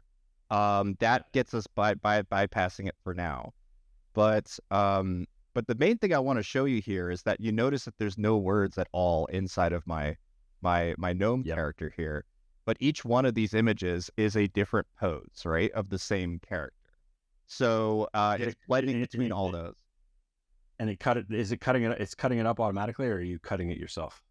I adjusted these weights to give me about what I consider like a base model. But if I need her to react in a certain way, like I inject her into a scene that is very similar, it has like a gnome girl with a hat, cone, whatever, then I just weight it to match the composition of the prompt that I'm injecting it into. Nice. So like for example, like we have this one here. I'll res this one up really quick. But just doing blends is cool, but the issue with it is it doesn't let us get like full control of the scene at all. Like we can, if I put any words in there at all, suddenly she looks a little different. She doesn't look like herself anymore or anything like that. So I will actually draw a rough sketch and then put that weight as like 15 or 20 to the front of that. And then it will follow that rough sketch for the character. And I have now her in a pose that I want. For the most part, we can just zoom out of this and then say in Paint, give me all the other poses, that kind of thing. That's how we would make the character sheets. But in terms of the drawing instruction side of it, it is so cool to be able to be like, look, I just have this loose sketch of this gnome that like I can literally draw in 2 seconds and a colored line art piece. And so, yeah, I think Legal Beagle's already going to start messing with silhouettes here to kind of show that. A little shout out here really quick to Fran, who is the artist that's featured inside of these gnome posts here. She actually did this really great little comic that was just thanking everybody for making all that stuff for her. She's a traditional cartoonist, so it's so cool to see like a dump of 200, 300 gnomes that are based off of her OC, just That's all awesome. coming in, and just getting everyone to kind of have an olive branch and work together. Like, that's my goal anyway when it comes to this stuff, is I just want people to take things. I want them to stop fighting, and I want them to pick. It's ironic that I'm the one telling them to pick up a pencil and then send me art in order for me to generate stuff. But that's what's happening. Yeah, I draw so much more now than I used to. Right? It's amazing. And like it's funny, people like, you let the AI do it all for you, and I'm like, I draw so much more. Like, if I wear down my nibs on my tablet, like I never had to replace my nib more than once a year before AI. It's yeah, like ridiculous. yeah, it's amazing how you when you have to draw something that's like complex, you're like, oh, I guess I'm going to draw that dinner scene between all the characters eating, like, each one of them has their favorite meal in front of them. And I'm like, oh, I guess I'll spend like a month drawing that. I'm like, no, I won't. I'm just gonna, I'm gonna hallucinate that, and then I'm gonna pick the pieces that work and kit bash them together, and then send them in as image prompts, and then explore the ones that are the best. And you're like, oh wow, it actually has made the rote part of art, really, really fun. Like, I don't know if you ever like had to draw like a bunch of Christmas cards for people, but like, it's boring drawing Yes. Christmas sweaters and having to, especially if you chose like a realistic rendering style, and it's like, oh, now I'm drawing the yarn for 4 days. And I'm like, I don't want to draw yarn for 4 days. And like, I love the fact that I now have like this egoless assistant who's willing to to do the Right. By the way, that what you just showed was super cool. By the way, I love seeing that. That's really cool. I love the fact that you can in paint all the poses around it. I hadn't thought of doing that. That's a great way. Well, if the main thing you want to do is also, when it comes to inpainting, if you inpaint with only image links, no words whatsoever, it's a repair function as long as all the poses are correct. So it's basically a magic erase, a fix tool. Well, the awesome thing is, so I used to do like a lot of cell animation. Like, I know how to roll animation cells and stuff. And like, I'm not as good as like, Jamal Bradley or, Glenn Keane or anything, but like, I can cell animate. And one of the things that you do in your cell animation is you have model sheets, right? And the model sheets for like, okay, this is how many whiskers Bugs Bunny has. This is what he looks like from the front and the side. And I love that model sheets are now a core part of this workflow, that you end up with this big model sheet of like, okay, here's the character, all their expressions, turnarounds, the action poses, all the stuff from 100 years ago from like Disney's Illusion of Life. Right. Frank Thomas and Ollie Johnson would totally know how to do it. And it's a traditional art skill. And you say, okay, here's this model sheet.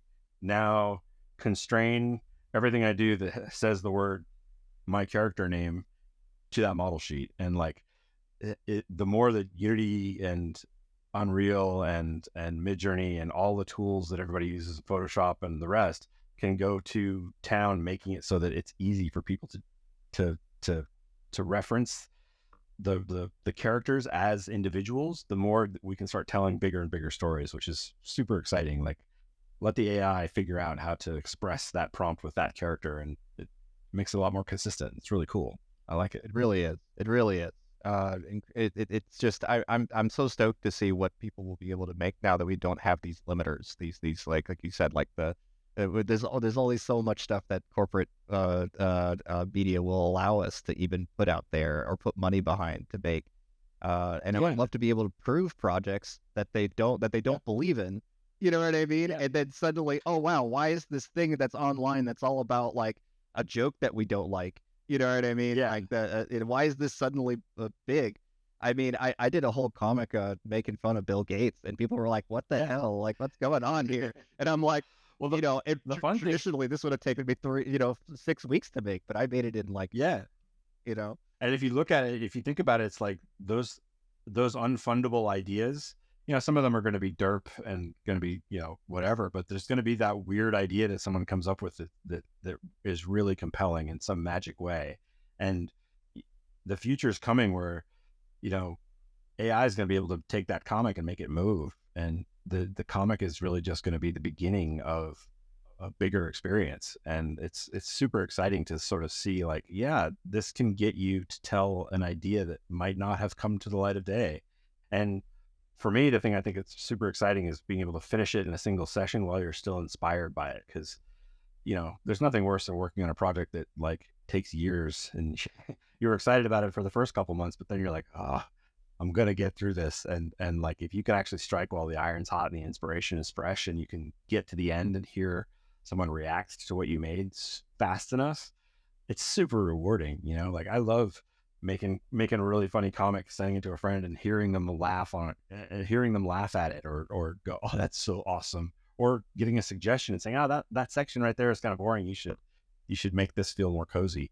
Like, I will say that I had it was very toxic for me at the beginning. Okay. Like very, very toxic. And one of the things that I did to kind of judge whether or not someone was being real with me, like they treated me like a person, or at least understood that I was trying to express myself, was like, if I received a critique, I was like, okay, yes, you get it. You still, you didn't see any humanity at all in what I made, and you still gave me a critique.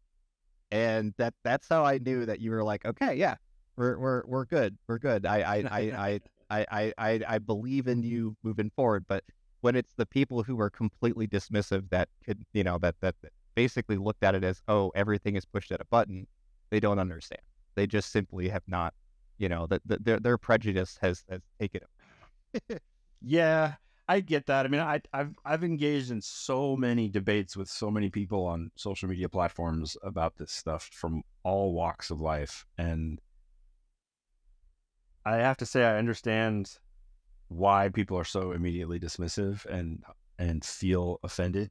Like a friend of mine was just sending me a message because there was a leaked list of artist names that were in the training data, and I was like, there's a photographer who just took 30 years of his camera rolls and trained his own model from scratch, and he labeled it all himself. He took all the photographs. He had 30 years of black and white photography, and he made his own artisanal AI model.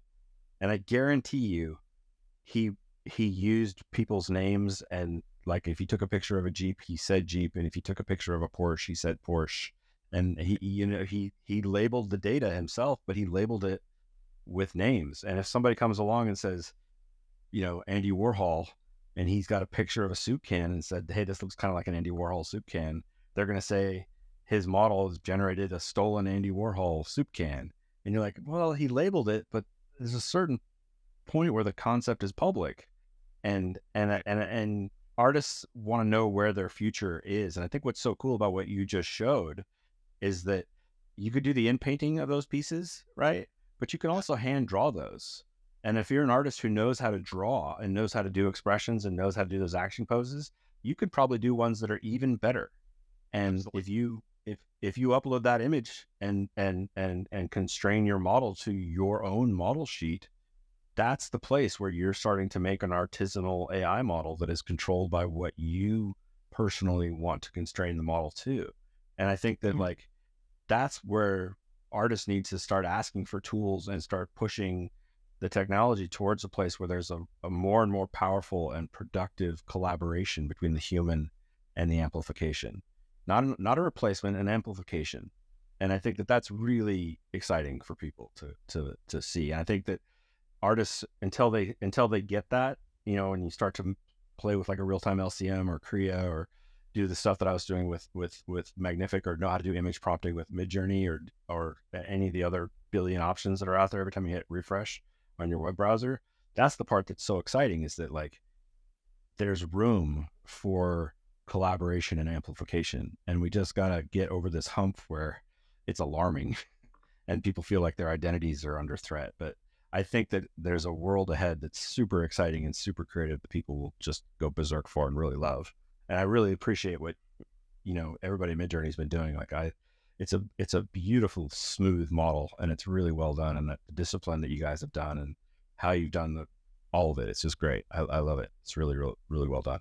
So appreciative, because I get little like tidbits, snippets, like how this stuff like really works, and I'm coming from a creative background, you know what I mean? So it's so quick to be like alienated in terms of like the technical side. So having you here though, it's just Yeah. Thanks for inviting me. This is fun. I'm going through the VC Create to see what other people have been mixing. It's awesome. It's really cool. oh yeah. Yeah, and I didn't find my sketch right away, and I'm not gonna bore you with a little doodle on my part live or nothing like that. But I definitely want to show you some of the kind of like complete story kind of like storyboard stuff that we've been able to do. Yeah. So it's because we've been doing a lot of predictive comic paneling. So Mhm. I'll pop this over to BC Create. And the only thing we really need to do is we need a scene that's like a complete background, like basically like a completed scene that has some um uh uh just a scene of two characters speaking is the best when it comes to this. So, it's always tough to prompt two characters as is, but I'm just gonna pull up one of my earlier prompts here. I think this one should be fine. Here. Okay. Hold on a second. Let me. Well, you got that going. I'm just gonna run this one really quick. So pull that up for yourself, and then I'll drag myself all the way down to the bottom of VC Create here. And then I'm using /show to bring up a previous prompt. Pull up the job ID here, assuming that it's not the Niji bot because I had a little bit of issues doing that earlier. The main thing with this result right here is that we have what is clearly a comic. You can even write speech bubble as an inpate to include some kind of reference to a comic book inside of the prompt somehow. But I just picked one kind of at random here in terms of one of my pans or outpans here. But this is one of my favorite things. I'll just hit custom zoom. I will delete everything in terms of the prompt itself and just write comic panels. Okay. And then I'll set the aspect ratio to something tall, like 1:3 or something. And then and this is the important part, set the zoom to 1. What's going to happen here is it outpaints the top and bottom of the comic, and it tries to predict what those panels would be. I've done a couple comics now where I've had to tell people like, oh yeah, no, I didn't even touch the third and fourth panel. Like they just came out like that, because I did so much cleanup work on that initial reference, right? That's awesome. And we can do that with your character here too, by simply in-painting with the /tune that Rhapsody actually made based off your comic. So she grabbed a bunch of stills from your comic, ran a /tune on it, and then trained a style code on it. So so that the best part about that is that it makes the backgrounds look like your background. It gives a very similar texture and realism, like this, as you called avocado punk realism. That's awesome. It's basically a combined style code between the both of us, and she put it together here. Let me see if I can scroll back up and grab that quick. It's the one negative with doing this in the linear feed is just how many people are instantly prompting whatever they want, including Gollum and all sorts of other beloved characters and stuff. I'll throw myself in the loop there too. It's quite common for people to be trying to embarrass me in some way. They're like, "Oh, look, it's Victor doing something silly," and I'm like, "I'm all for it, guys. It's hilarious to me." But here, go ahead. So Rhapsody dropped a style in the chat for you, Vic. Okay, great. Thank you so much. I'm very bad about being a bit scatterbrained on this stuff. I do appreciate. There it is. Yes, thank you so much. She combined the two styles here, which I don't know if you know this, Bae, but you can combine style codes now, like the custom one. No. So if you're like, okay, I called it an alien mogwai, because it just reminded me of that, the head shape and the eyes and all that kind of stuff kind of brought me there. So we could just prompt for that and see what comes up with style code, but you notice that it gave me a kickback here because I'm not doing a Niji prompt, so I need to write Niji in there because style code designed in Niji to make turnarounds even easier to do. It's a side effect of Niji, and I think it has to do with just how much 2D materials inside of there. It's more likely to give us stuff that might look like a comic in that regard. But if we quickly looking at that zoom out though that I had here, you can see that the comic panels it generates are quite often, and I know it's a little awkward with the cropping here in this window, but it will, you can write additional words after comic panels, and it'll try to convey those ideas inside of the predicted panels. So I'll oftentimes give camera angles and just say, hey, I want a low angle of this scene, and it just gives me the next shot, you know. That's awesome. But with the style code here, we can just grab any one of your of the results of the character, like all in white here. Let me scroll up, but there we go. I'll just grab one of these here. You know, it doesn't really matter which one we pick. The only important thing is that we are happy with the pose.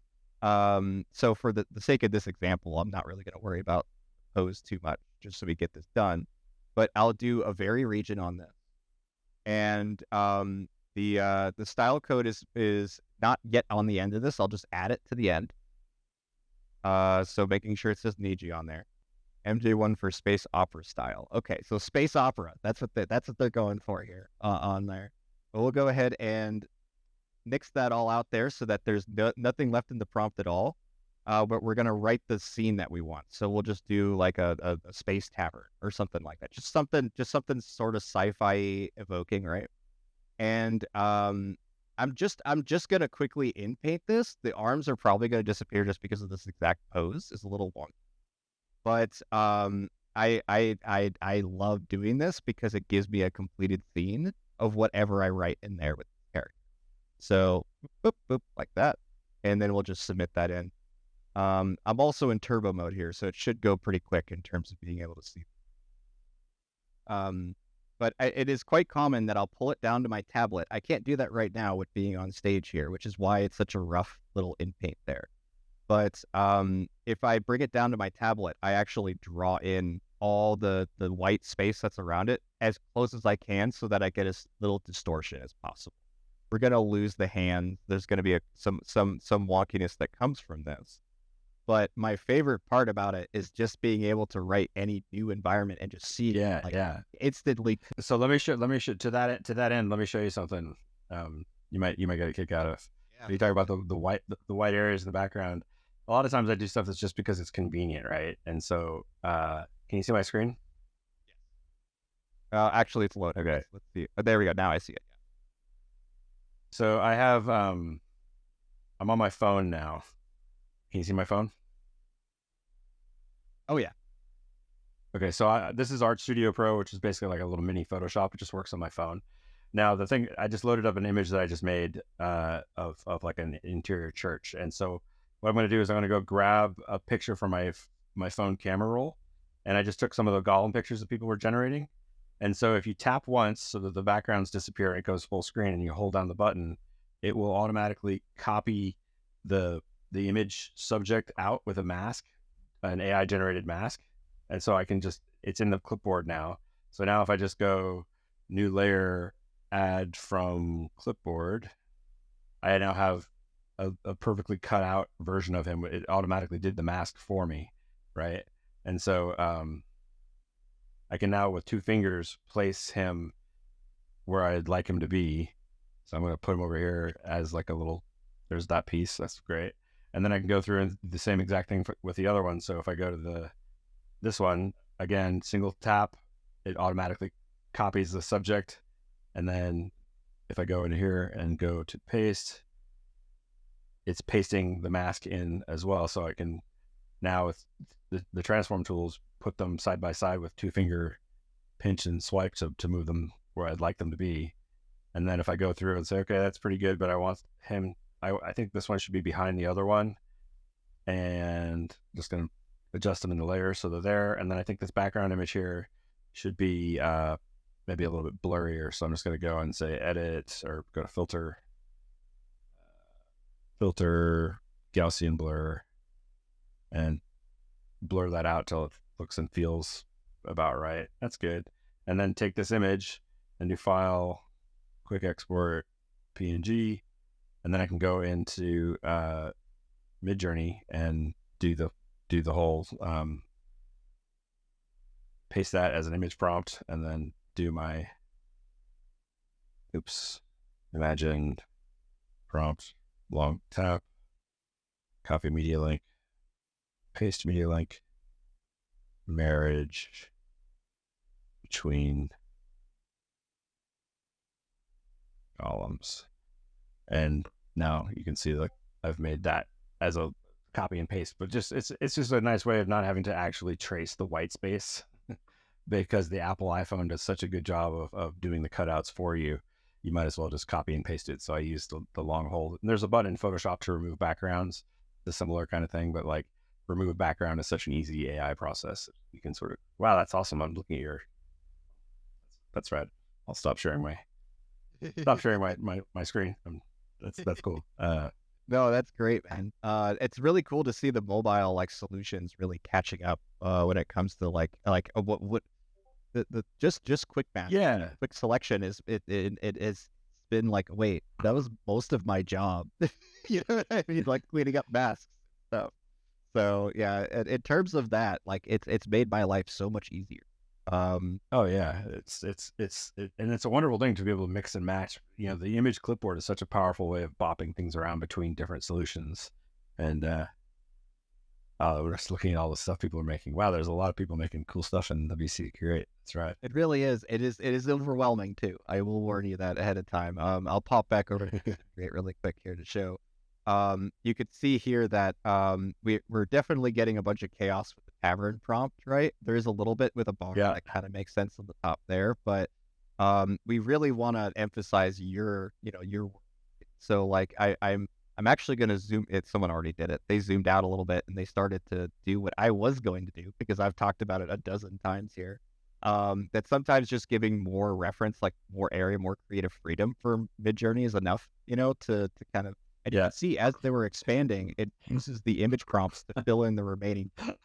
I'm sorry, I just looking at the two columns marrying each other. Did you see what it just did on VC Create?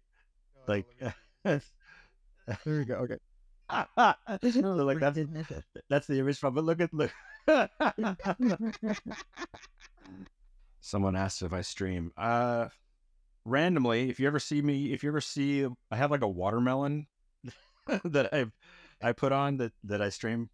Not really. I don't really spend much time doing it. It's just kind of random. But every now and then you'll see like on Twitch or on Facebook Live, I'll have like here I'll share my screen so you can see what it looks like. It's really stupid and it's really just me being like juvenile. But it's here I'll show it. Instagram feed, there's this like character that looks like this. It's just stupid. It's my eyes and my mouth. And I made it for a birthday party over Zoom, and it's like a earrings, so the body dangles from my head as a annoying orange thing, huh? Yeah, and like I watch like Twitter stuff of people cutting apart watermelon, and then I have like here's like this is the kind of stuff. It's so goofy. Yeah, like that's value watching. Yeah. Oh, I made watermelon pants for myself. Making myself some big boy pants. Yeah. Pants time. Big boy pants time. Everybody is absolutely enthralled with your watermelon show. It's so stupid. They like it. Yeah, I just think it's dumb. I think it's absolutely amazing. 5 years ago now. It's a little old. This feels like that time when the guy dressed up as Max Headroom took over the airwaves. Now Victor's gone. We're in charge. We're in charge. Now it's us. We can talk about whatever we want. What should we talk about? Oh, he's back. I can hear him giggling somewhere. So I did a few years ago. I did all of my Inktober with Midjourney. I had 30 days of Inktober, and if you look at it, it's all. I'm streaming it on my screen, I think, right now. But these are all Midjourney. These are all Midjourney prompts. So like that's so cool. So every day you get like a new prompt, right? And so like this was lab, and this was gargoyle, and then I did like bug. That one's the bat tax dodger, monkey queen, gallop, dragon flame. It's just fun to go through and like find the like this was Trip, and so I was like, I'm gonna make a car, and I went through and I like captured all of the variations of like cartoon drawn cars. This is like with version 3, right? But it's pretty fun to go through and just like see how far I could get with like Midjourney, just doing nothing but Inktober, using Midjourney prompts. Some of them are like, you know, collages where like the chicken was a separate prompt from the car. This one is a collage of a bunch of different crystals that I composited into the back of this weird truck. But it's fun to sort of see like what's in the noise, right, between things like this. They're all similar illustrations of this girl, but it's like, yeah, there's the noise definitely resolves itself in very different ways, and like modulating the noise is such a cool art form. You do have people demanding that you drop them your Twitch stream link. I'll put it on my link tree. I'll just add it to the link tree. Just if everybody has a link tree, it'll be there. Perfect, it's in there. So yeah, I think I'm talked out. Unless you guys have questions, or I'm happy to answer questions, but my brain is all mushy. Oh, thank you so much. No, thank you so much for being here. I want to show you a couple more things in terms of like kind of the comic expansions really quick, because like I know that as a comic guy, you're you know, you have more experience than anyone else I know, quite frankly, when it comes to this stuff. And the idea of being able to just predict future and past panels of whatever you're working on, I wanted to kind of wrap your head around that. I will at least get your sense on this, because I'm curious on like a production like industry level, like what kind of impact this might have to be able to be like, oh, but that's an even better idea than what we had, was whatever this thing predicted for us, you know? Yeah, I'd be curious about it, because the thing about it is that like I got to try to find my way back to you. It's kind of like I don't know, like you ever seen Comic Factory on Hugging Face, where it automatically like makes the entire comic for you, and you just give it a prompt and it just fills it in. Like I feel like the one of the challenges with AI art is that you go too far, it becomes as worthless as a save game. Nobody bothers to repost their save games. You know, you might stream it on Twitch or something, but you don't really brag about your save games, and you don't feel, even though you put thousands of hours into making them, you don't necessarily value them. They're disposable. And I feel like you need to make the human being place their thumbprint. And I think like when you actually place the character or place the camera or place the word balloon or type the word just so, I think that there's like a confirmation bias happens psychologically inside of human beings, where you start to value the imprint, the footstep that you made. And I worry that as we go down these sort of like automatic word balloon things, they're really cool pieces of technology. Don't get me wrong. I totally applaud that you guys have pulled it off, but from a professional art, you know, entertainment moment creation point of view, I feel like the thing that really makes human beings resonate is that I think that we are innately drawn to the focus of human attention, and that we can tell that another human being has been by this way before us and done something. And even if it's just a stack of rocks on a river hike, we can see that like that rock was stacked in that place, so that if you stand in that place, there's this beautiful view, and I can feel less alone in the universe because someone like me was right here. And it's the same in cinema when you hear people laugh at the subtext joke and you realize that there are people in the world who think like you. And I think that like having that little ephemeral connection to another human being is what makes comics. And I worry that if we start going, I don't mind the visuals and the exploration, but I worry about the subject matter auto-suggesting those things. And I think it still requires you to refine them and to make that thumbprint. And so like, I would really encourage for the Midjourney developers who might be listening or might listen to this in the future, like that's great, but make sure you give us layered PSD files so that we can like move them around and liquefy them and change them a little bit, because PNGs are terrible. Give us the layers. Yeah. And then Generated layers are on the list. Yeah, like let me regenerate the layers for the different word balloons, and let me regenerate the text above the word balloon, and let me regenerate the image below the word balloon, and don't undervalue how much feeling goes into pushing the variate button or the upscale button or the move it over to the left or just a little bit to the right. Like I think that the mark of human effort is makes things glow, and I think it actually attracts people. I think don't underestimate that, because I think that, like when people have sent me auto generated comics, and I'm always just like, why am I able to feel that this is yeah, exactly, yeah, like how can I feel that there's not a single human that touched this at all? And really, it that's the part that really throws me off about this, where it's like I put a bunch of time into crafting that scene with the character holding up the bag at the girl, right? Which is the entire reason that intent is shown through the predicted panels afterwards as well, of her walking up and seeing like these like wizard-like characters. Yeah, it's random, and it doesn't match, but then you would take the time in Paint, fix everything, do that kind of stuff. Someone with no Photoshop skills can make a completely coherent comic. I do have a question for you from Fungi Mancer. They asked, obvious question, but do you recommend getting good with other tools like Photoshop, or just learn to draw to reach a greater potential?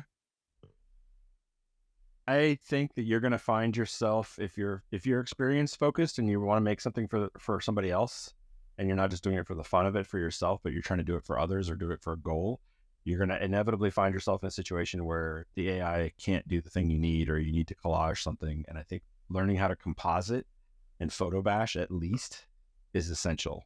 Like getting good at Photoshop and learning how the difference between screen and linear add and multiply, and how to use liquify and puppet warp and elastify, and knowing how layers work and knowing what a mask is. I think it's super essential. And I think having a little bit of drawing skills is also really good. Having a lot of drawing skills, I think makes it, puts you into my league. And I encourage everybody to join it and do that. I think it's absolutely worth learning to draw. I know a lot of people are like, why bother learning to draw? I'm not going to get as many likes, or I'm not going to get as much Drawing will never not be valuable. Yeah, it's your taste. Drawing isn't about your fist. It's about what goes on in your mind. Like, what should I draw is the best possible creative question.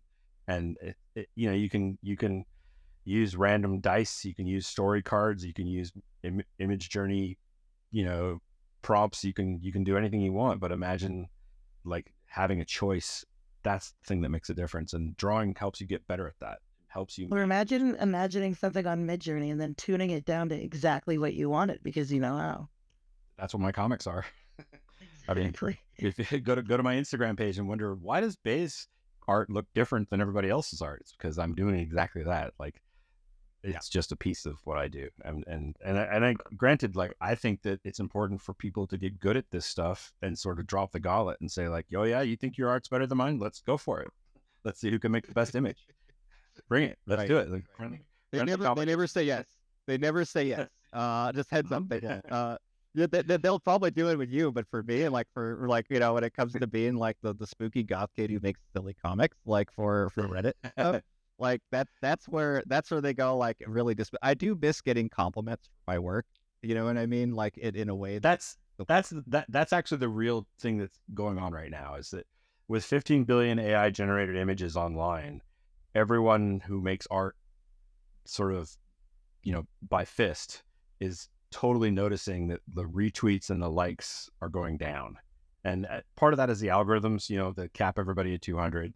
But part of it is also just, there's just a lot of competition. So if you want to make something that is beyond what is commonplace, don't draw a symmetrical waifu with bad lighting. Maybe. Right. Maybe. Maybe don't. There's enough cliche out there that you're just going to get lost in an ocean of the exact same image. And the thing is that you've got to remember that all of these diffusion models are the average of the weights. They drive you towards the average, the most commonplace thing. That's the, a little bit of noise, and the most commonplace thing is the default answer. And you have to take it from the defaults out into the area that you think is the most compelling, because you have taste, and your taste matters, and your intention matters. Otherwise, it's just a purposeless robot spinning around going, bah, bah, bah, and there's just a bunch of default images. It's like, I remember a kid had drawn like an angry heavy metal pooping dinosaur, and he was like, it's my art. And I was like, I understand that you feel that way, but you have to understand that like every 12-year-old on the whole planet has drawn this drawing. And there is a huge gravity well in the training data for angry face man and lizard scale dinosaur. just like there is for waifu girl. And you're like, those are like neutron stars of just a billion training weights. And so when you say like make human, you're going to get one of those gravity wells, and you have to like swim against the current out into originality, out into inspiration. And you got to learn to do that by making image prompts, by having taste. And so you absolutely should learn to draw and get good at it. Love that answer. Thank you. I wouldn't be able to make the comics if it wasn't for the knowing how to draw. That's really what it comes down to. It's just like those real life skills and experiences translates to AI. It does. Yeah. Am I still sharing my screen? Oh no, I'm not. I could. Yeah, go ahead. Case in point here for whoever asked that question. Is it go live? Yeah, it's go live. Yeah, that was Fungi Mancer. See my Apple nib? You see how it's totally destroyed and broken? It's because I wore it down and it just turned into a soft, round, terrible nib, and I had to take it off and throw it away.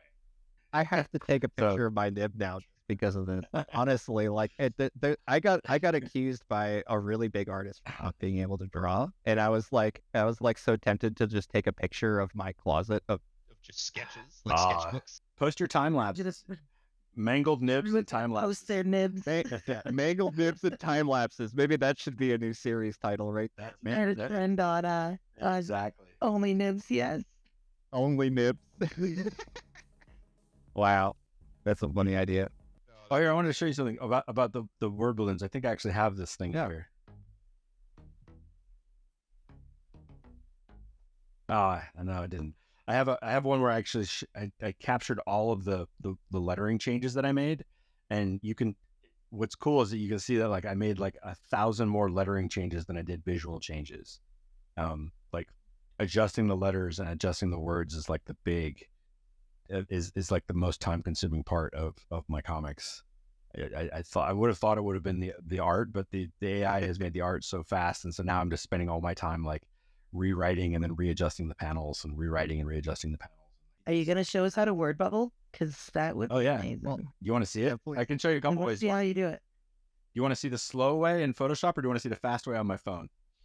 I want to see whatever you want to show us. Okay, so let's. I'm gonna my screen share. Call WK. Yeah, we want to see it. Okay, can you see my screen again? You're gonna get a lot of we can see it. A lot of people are gonna say phone. Oh yeah, I'm on my phone all the time. Okay, so we were just in Midjourney and we have this. What do we have? We're in VC chat, right? Yeah.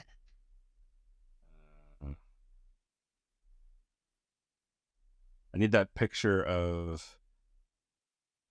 Oh, I have the Gollum one. I have the Gollum one. Okay, so here's the thing. So I use this thing called Halftone because it's just a simple phone app, and if you make a new comic and you tap on it, it gives you a choice to say make whatever your layouts are.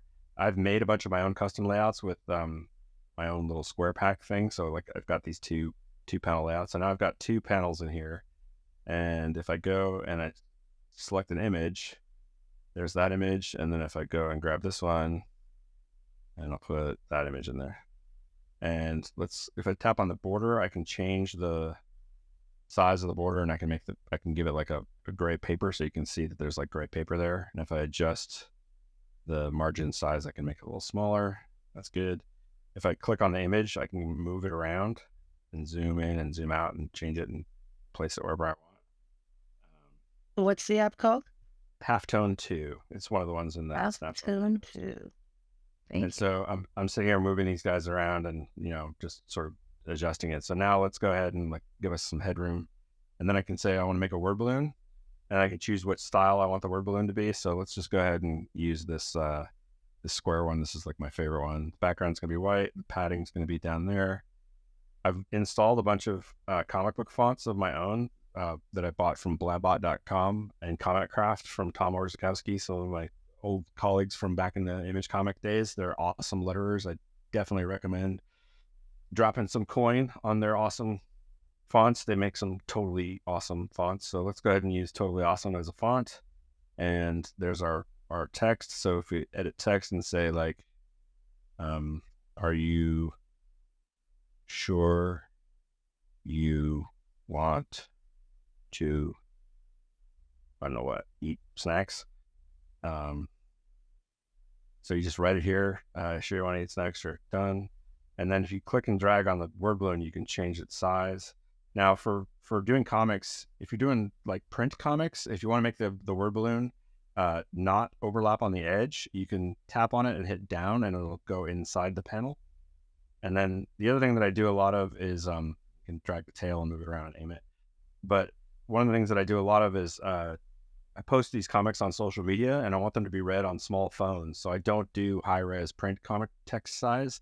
I go out of my way to make it so that the comics themselves can actually be read by people on small devices. So if you go to the pencil icon and you go to text, you have a size slider here.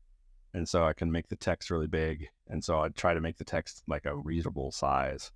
And then resize these guys, and I think I lost. That is a very good point about engagement, by the way. Since I do a lot of Reddit posting and stuff, I can give tips here for that. Mostly it's like legibility. It just comes down to people can't read your comic on their phone when they're scrolling, doom scrolling. But so since half of us just sadly discovered that that's an iPhone app, do you want to show us how you do it on the computer too? And I've Sure. been on stage after this. You got a lot of geeky Android users here. That is true. All right, let me save this out. So You just give me another reason I have to submit to Apple. No. I'll show you the way to do it on a phone. Save image. Okay, so I now have a comic book image that I've made here. So blah blah blah, and then let's go to Floater Shop. So stopping my screen share. Stop mirror. Okay, can you see my screen again? Okay, so in Photoshop, if I close this, close that, let's go ahead and open. I will say that running off of experimental builds on everything now has been crash heavy for me. I deal with crashes more often than I'd used to. Okay, so I've got these post effects here for this stuff, but that doesn't matter. So let's make a word balloon. So if you go to the pen tool and you tell it to do the fill is a white color and the stroke is going to be a black color, and you tell it to be not path or pixels, but shape. And then if you click and drag to the right, and for some reason, why did that happen? Of course, thanks Adobe. Yeah, right. Yeah. So I'm not surprised that there's like weird like forever scrolling. I've had that happen also with text selection. Why are you doing that? If someone's asking you something, so of course you have to push every wrong button like I do. That's what I do anyway. They can complain about his broken word bubble. Yeah, all my word bubbles are actually, at least for Vic, were inspired by sensor bars, right? So it's just big black, QB blocks to represent robot speak, right? So like it basically like bubbles being, if they're spoken by humans, are rounded edges, that kind of thing. But if they're spoken by artificial characters, then they are hard edges, hard sharp lines. And I try to combine traditional artistry and like get the artist involved in making. There's a fantastic book, just to hype a friend of mine. He wrote this book called Comic Book Lettering, which is a fantastic book if you want to make your own comics.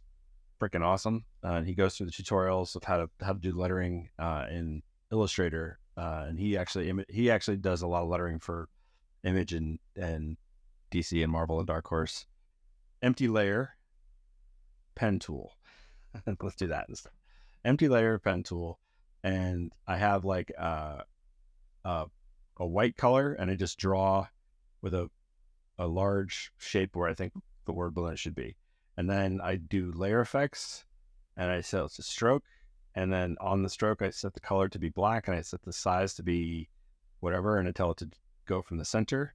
And now I've got a black layer effects with an outline on it. And so now if I start drawing here, it's automatically drawing the piece. And what I tend to do sometimes, if I'm doing this for for real is I'll actually make myself a color layer. So like I have a solid color layer, so I have a mask. And then what I can do is I can tell that stroke effect, if I just do copy layer style and then paste it onto a solid color layer, I can then just draw this mask. And so I can do the same stuff, but then I can switch from black and white really quickly. So I can basically say like, okay, I want like a big area here with a big brush. And then I want to make it so that this goes out here, and I want this to be like a thought balloon. And so I can... It's already outlined. I can be like thought. Or if I could say I want it to be a yelling balloon, I can be like yell, yell, yell, yell, yell, yell, yell, right? And so, and then the other thing that's nice about doing it with pixels is if you want to, you can go to Control Shift X and use liquify to do whatever you want with your, pixel offsets and stuff. So you can like liquify your brushes however you like.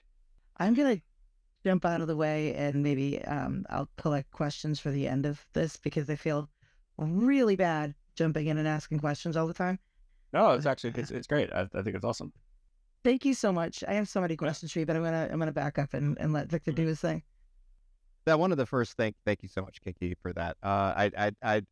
She's great, by the way, Faye. She comes in here and just keeps me straight, keeps me going. Like, especially when it comes to the people who are like questions that I get on tangents. Like, I'm a ranter. I think you could. I think we all can empathize when it comes to being super passionate about something and just digging into it, right? And for me, like I'm a big fan of like AI video stuff as well. I do want to show you one thing here really quick. This is from one of the users actually inside of the stream here. I'm just going to confirm that I have the right one here before I throw it up, because yes, this is it here. This is before Pico 1.0 came out, right? But I think I could load it up here. So what's great about this was the fact that how it dips into the water and falls in. This is, a Pico render, but this is a Mid-Journey image, and it had no idea, like what was behind that finger in terms of like the knuckle, or like that is all generated. That's all guessed and out painted. That's awesome. It's super cool to see, as particularly water being done, because it lets us be able to really bring this stuff to life in a way that I just have never seen before. So. Again, with the human thumbprint aspect of it, I think that video to video is the real avenue for human, like doing stuff quickly, where you can say like, here's my image, make it move, or here's my image and make it have water, or here's my image and make the camera drift a little bit, is a great accelerator for particular subdomain of things. But I think the most potent thing for me as a storyteller and as somebody building events and moments is having video to video. Because if I can say, here's a training image, and then here's a video of my toddler walking around and picking something up in a really funny way, now reskin my toddler with the training image to do this thing, and really driving the performance based on like a rough video that you found or that you've made from real life will make me care about the result 1,000 times more than if it just automatically did it. Because the automatically did it one is really cool, because it's like, oh wow, it did a thing, that's amazing, I didn't do anything. But then at the same time, I'm like, it's kind of like a save game where it's like, it's very disposable. Whereas if I'm going to actually try and like care about it and tell a story, I want to be able to do like what Rango did, where Johnny Depp puppeteered the entire movie essentially on home video, and then they turned it into the film, and you realize like, yeah, video to video with an image training style is going to be huge. And I would, for any of the Mid-Journey people who are listening, I would definitely like triple underline that. It's a magic that, because there's room for the artist. There's room for the filmmaker. There's room for the animator. There's room for the puppeteer. There's room for the performer. And there isn't in the other ones. Could you show us the name of that book again so I can get the link for them? They're all asking about it. Yeah, it's lettering in the, what's the author? His name is Nate Picos. Nate Picos. Piekos, and he is the amazing letterer from blambot.com. Thank you. Yeah. Yeah, my wife went as Blamode for so long online. Just that handle. So we're big comics, people. But I will say that my comic history is a little different. I grew up with Jomek and Suski and Whiskey comics, so all Franco-Belgian comics. Nice. The Belgian comics have like the famous color palette. That's the best part. Like this very rare say I can see Belgian sky blue in my mind. Yeah, you're like that's right. Right, and I'm oftentimes mixing like funny pages and other things that kind of brings in a bit of an old newspaper sort of sepia tone to it as well. So like I try to combine those two together. It's basically, if you were to summarize it, it would be anime inspired Belgian Franco comics. Yeah, so I've seen your work. I can totally see how that's exactly what it is. awesome. Yeah, Awesome. Yeah, that's awesome. And it's funny because I never prompted Franco-Belgian at all. I was just drawing the way that I was used to, right? And then I ran a slash to describe it and went Franco-Belgian, and I was like, wait a minute. That's where I found Avocado Punk. I did slash describe on some of my images of my baristas for my comic for the Burnt Asteroid, and it was like, this looks like an Avocado Punk image, and I was like, best word ever. Hey, by the way, have you ever read that? Have you ever read this comic from Loisel, Peter Pan? But it's adult, but it's a French comic book artist legend named Loisel, and it's just like it's the most amazing. I mean, it's literature, and be warned, there's some triggering, terrifying stuff in there. It's for adults, not safe for work, scary, but it's super inspiring. Like I love having like a comic that I read. I try to have like a comic that I read while I'm doing something slowly over time. Like I'll buy like a trade paperback. Like I'm currently going through this one. I don't know if you ever read Sinner. But it's like, it's all just like black and white, really well drawn, well conceived of stuff. But what's great is that I can slow down from like the 25-second Twitter rhythm, and I can get into like the 5-minute comic rhythm, and like I can feel my brain slowing down and starting to appreciate the details and the shapes and the contrast of things. And like, I really like the way that different mediums encourage your brain to like function at different speeds. Like, it's like you play a first person shooter and you're running like 72 hertz or 120 hertz, and you're like, I will kill you with the crosshair. And then you like go on Twitter and you're just like, okay, 25 seconds.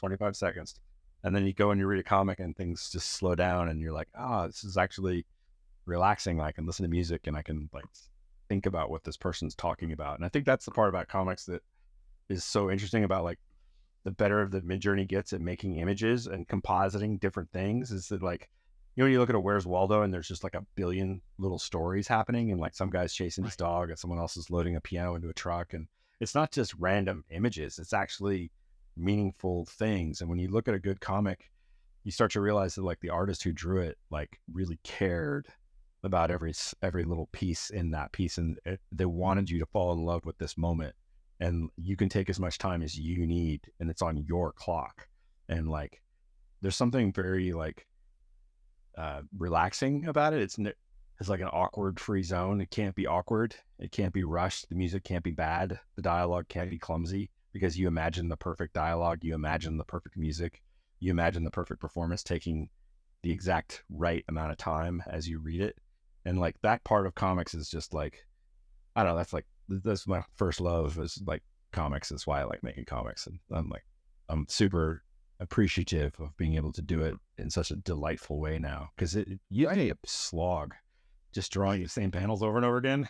No, I on my Insta, I tell people like, dude, look, the entire reason I got back into comics is because I want to tell stories about like my growing up in the 90s and stuff like that. But like, everyone wore these like big shoulder padded suits, and I'm like, I don't want to draw suits for like a million panels. And I just started generating all these like basically office coworker chats, and then had my characters in them. You know what I mean? And just it blew up online. The Sage comics are easily my most popular thing, and I'm just so stoked to be able to see this like level of like creative input being done by my community of like fans. Like they're all throwing in ideas Yeah. for future comics too.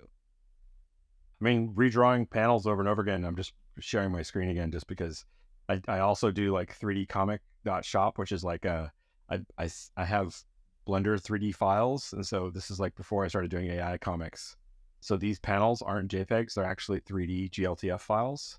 And so as you scroll down and read the comic, these are actually like 3D models, and there's like hidden blue paw prints in each one of the panels, so you can like try to find them all. And if you find all of them, you win a prize. But like going through and making this was Clever, man. I don't want to draw this guy over and over again. I was just gonna say, every panel change you have a sound activating as well. Like it's really cool. Like it's super cool. Yeah, that's when I let go is I'm finding the paw print. So if I'm looking at the paw print and I let go, it pops. So it's like a little bubble pop. Oh, Can wow, you find it's an them all? achievement. Yeah, it's an achievement. It's a game.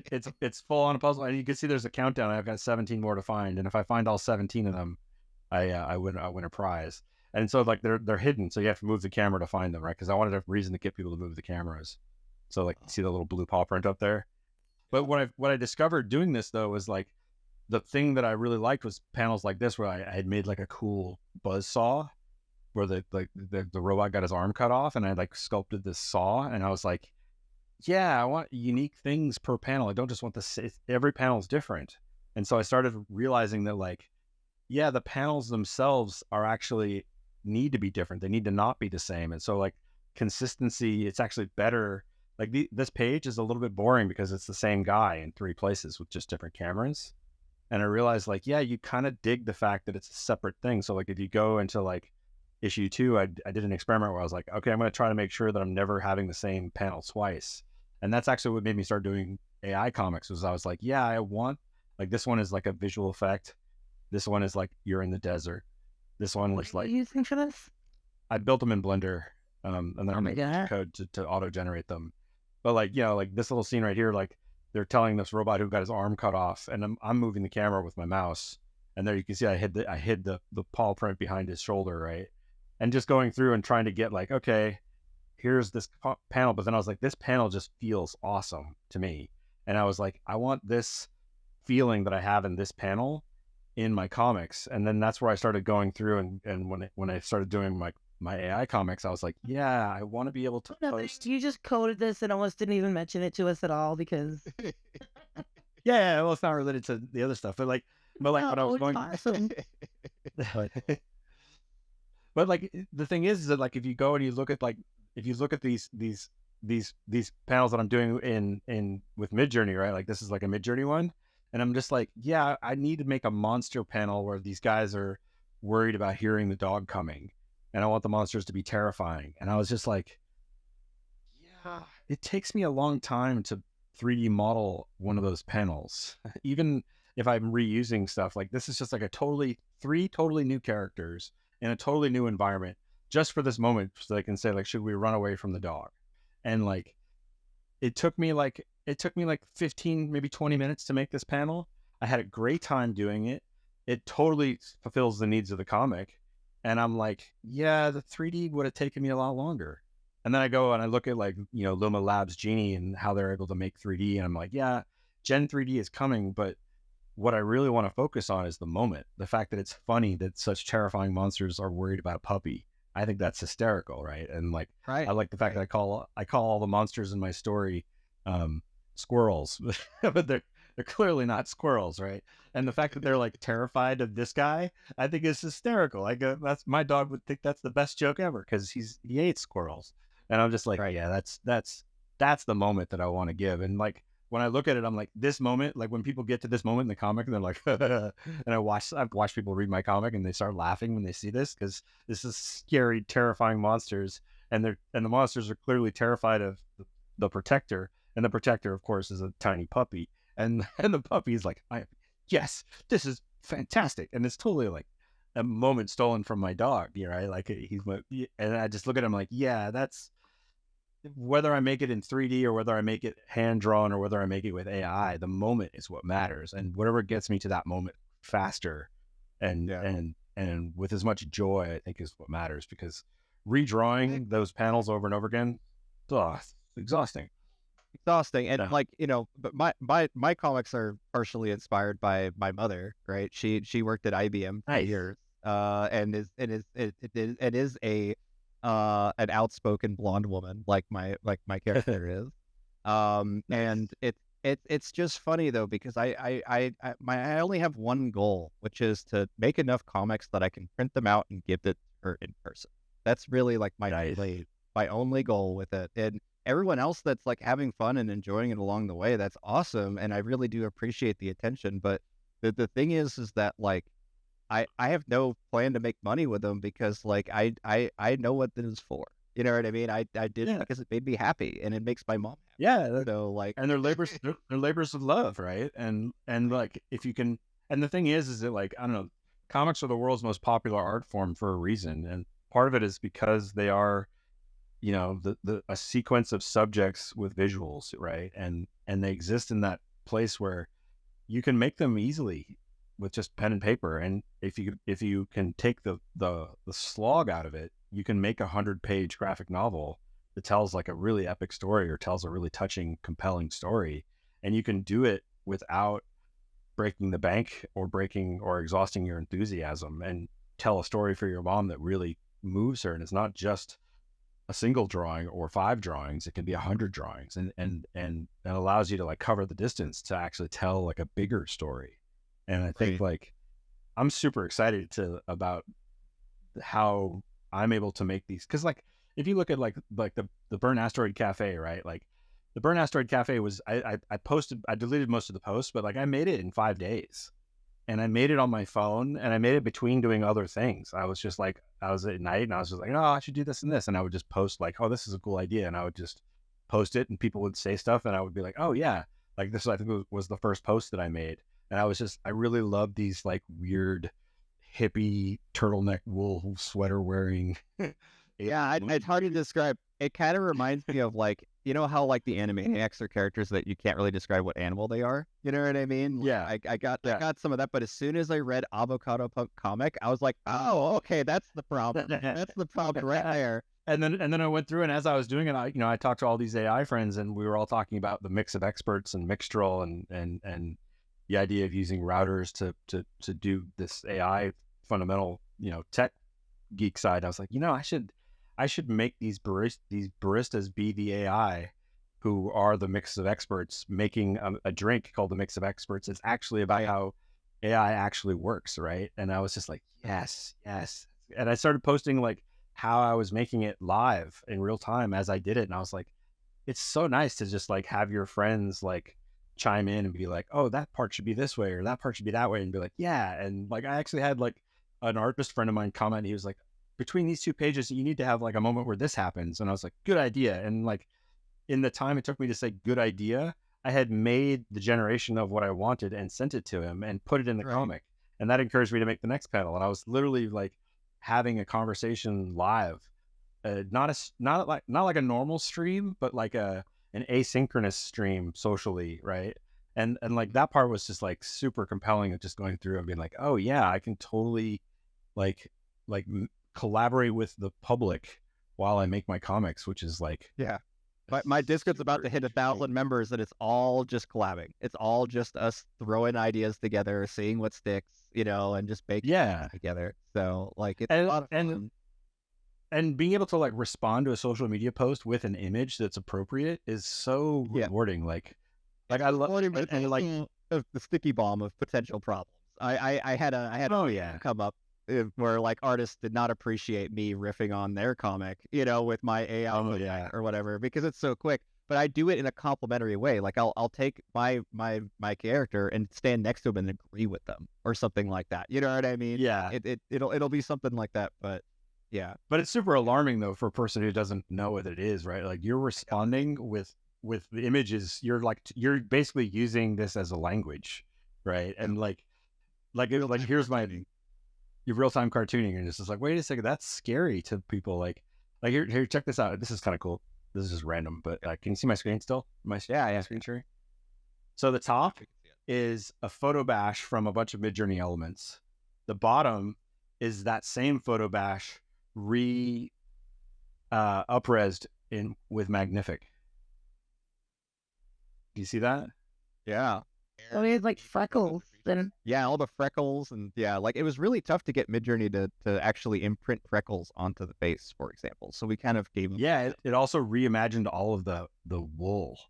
Like it redrew all the wool, and I was like, what? And it made it work. Like the Midjourney was kind of like horky, and then you look at the Magnific one and you're like, oh, it's actually threads. it's someone with actual crochet skills that made the Yeah, second one. The first one is just kind of yeah. If you look at the menu is just like white lines up here, and then down here they're actually like words.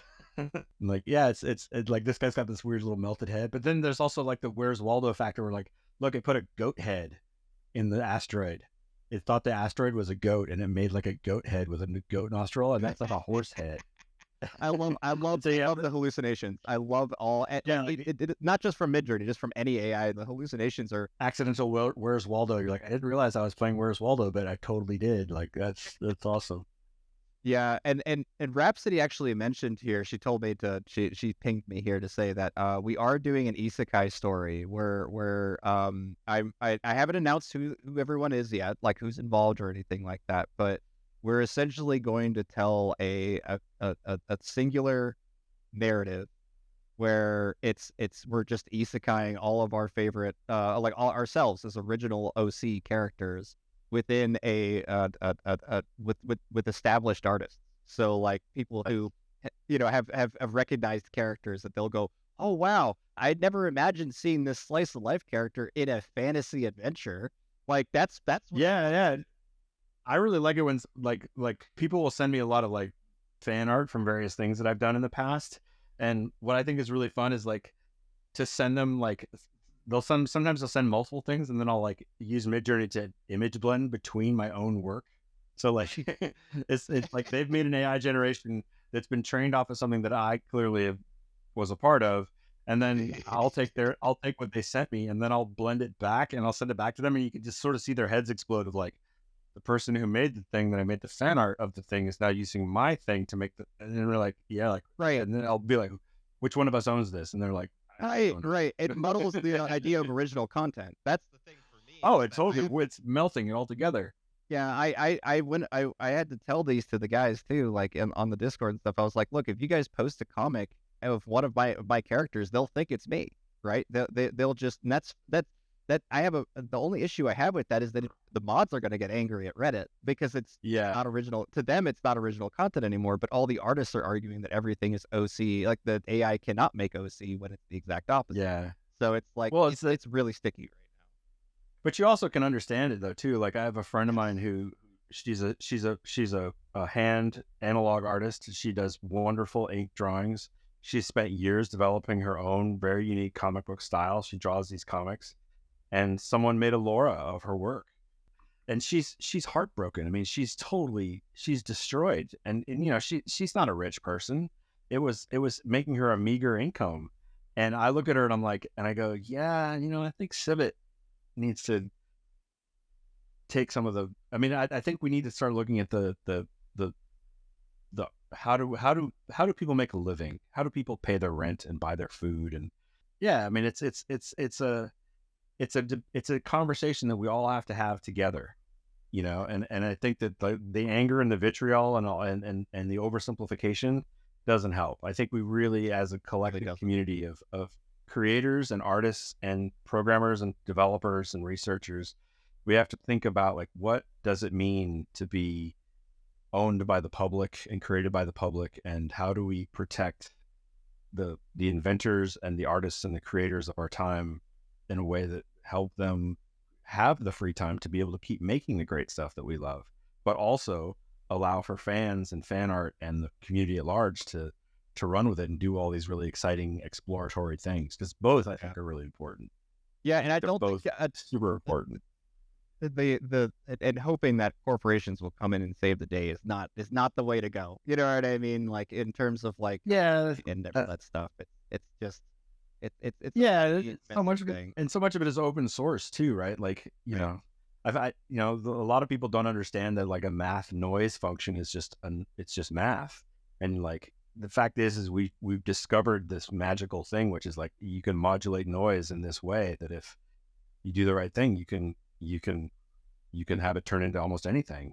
And it's a very powerful tool. And I think that, like, yeah, you're right. I don't think it's corporations that are going to necessarily fix it, but I think that the people who work at corporations are the people who have the best understanding and the best vantage point Right. of doing it. And I think they're not the ones that are the loudspeakers on Twitter who are, that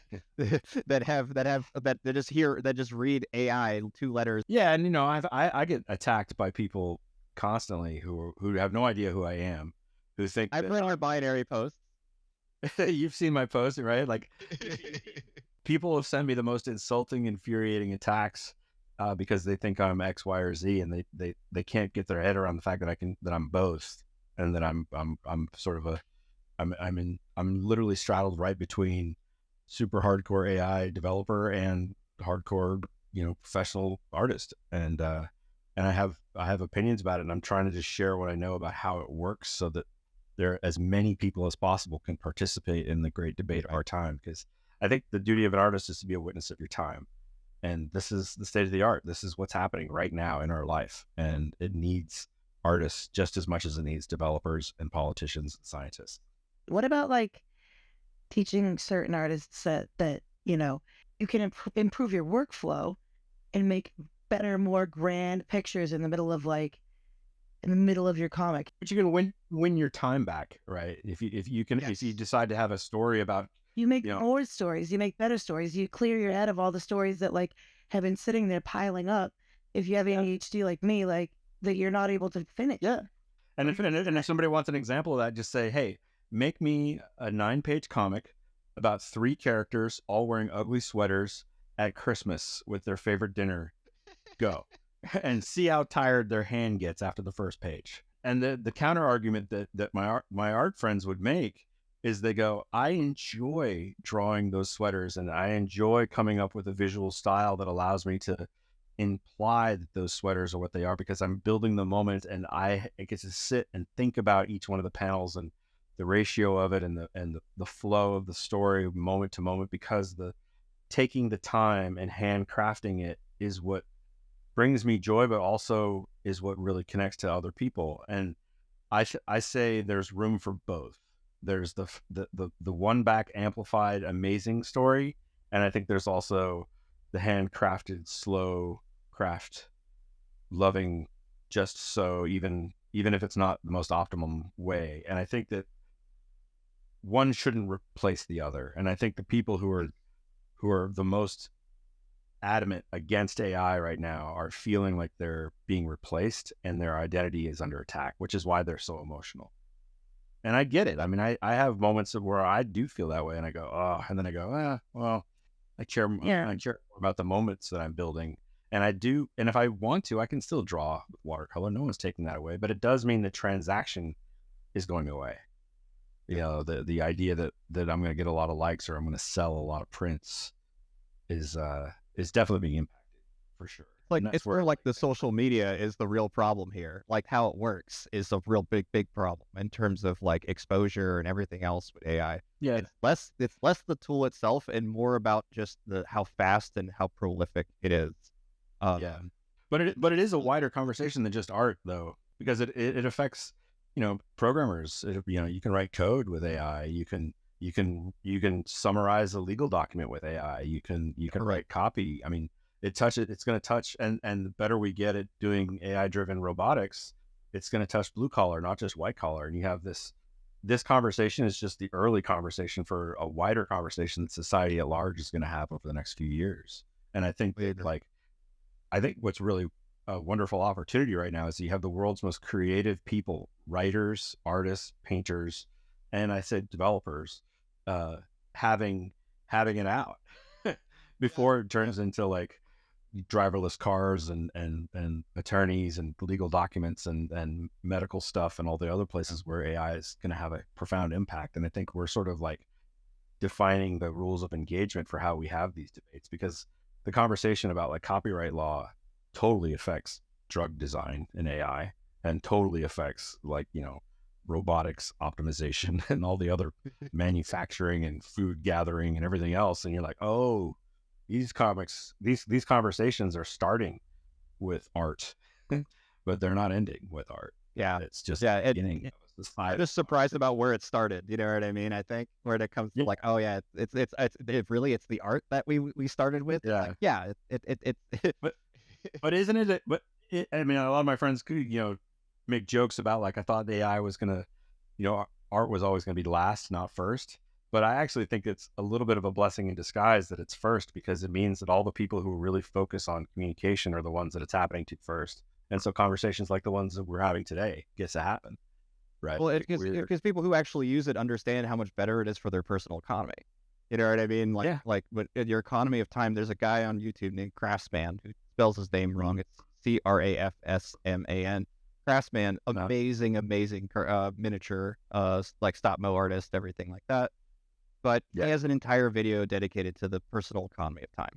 It is such a it is so important to recognize that, like, if there's a better way to do it, that's okay. You should learn it. Yeah. You should want to learn it. You shouldn't be like, and it's okay to be afraid of something new. It's just, yeah, it's the lashing out is more problematic for the people who have personified trademarks. Like they've made an entire living off of this one doodle that it represents them, and they get to use that as a loudspeaker.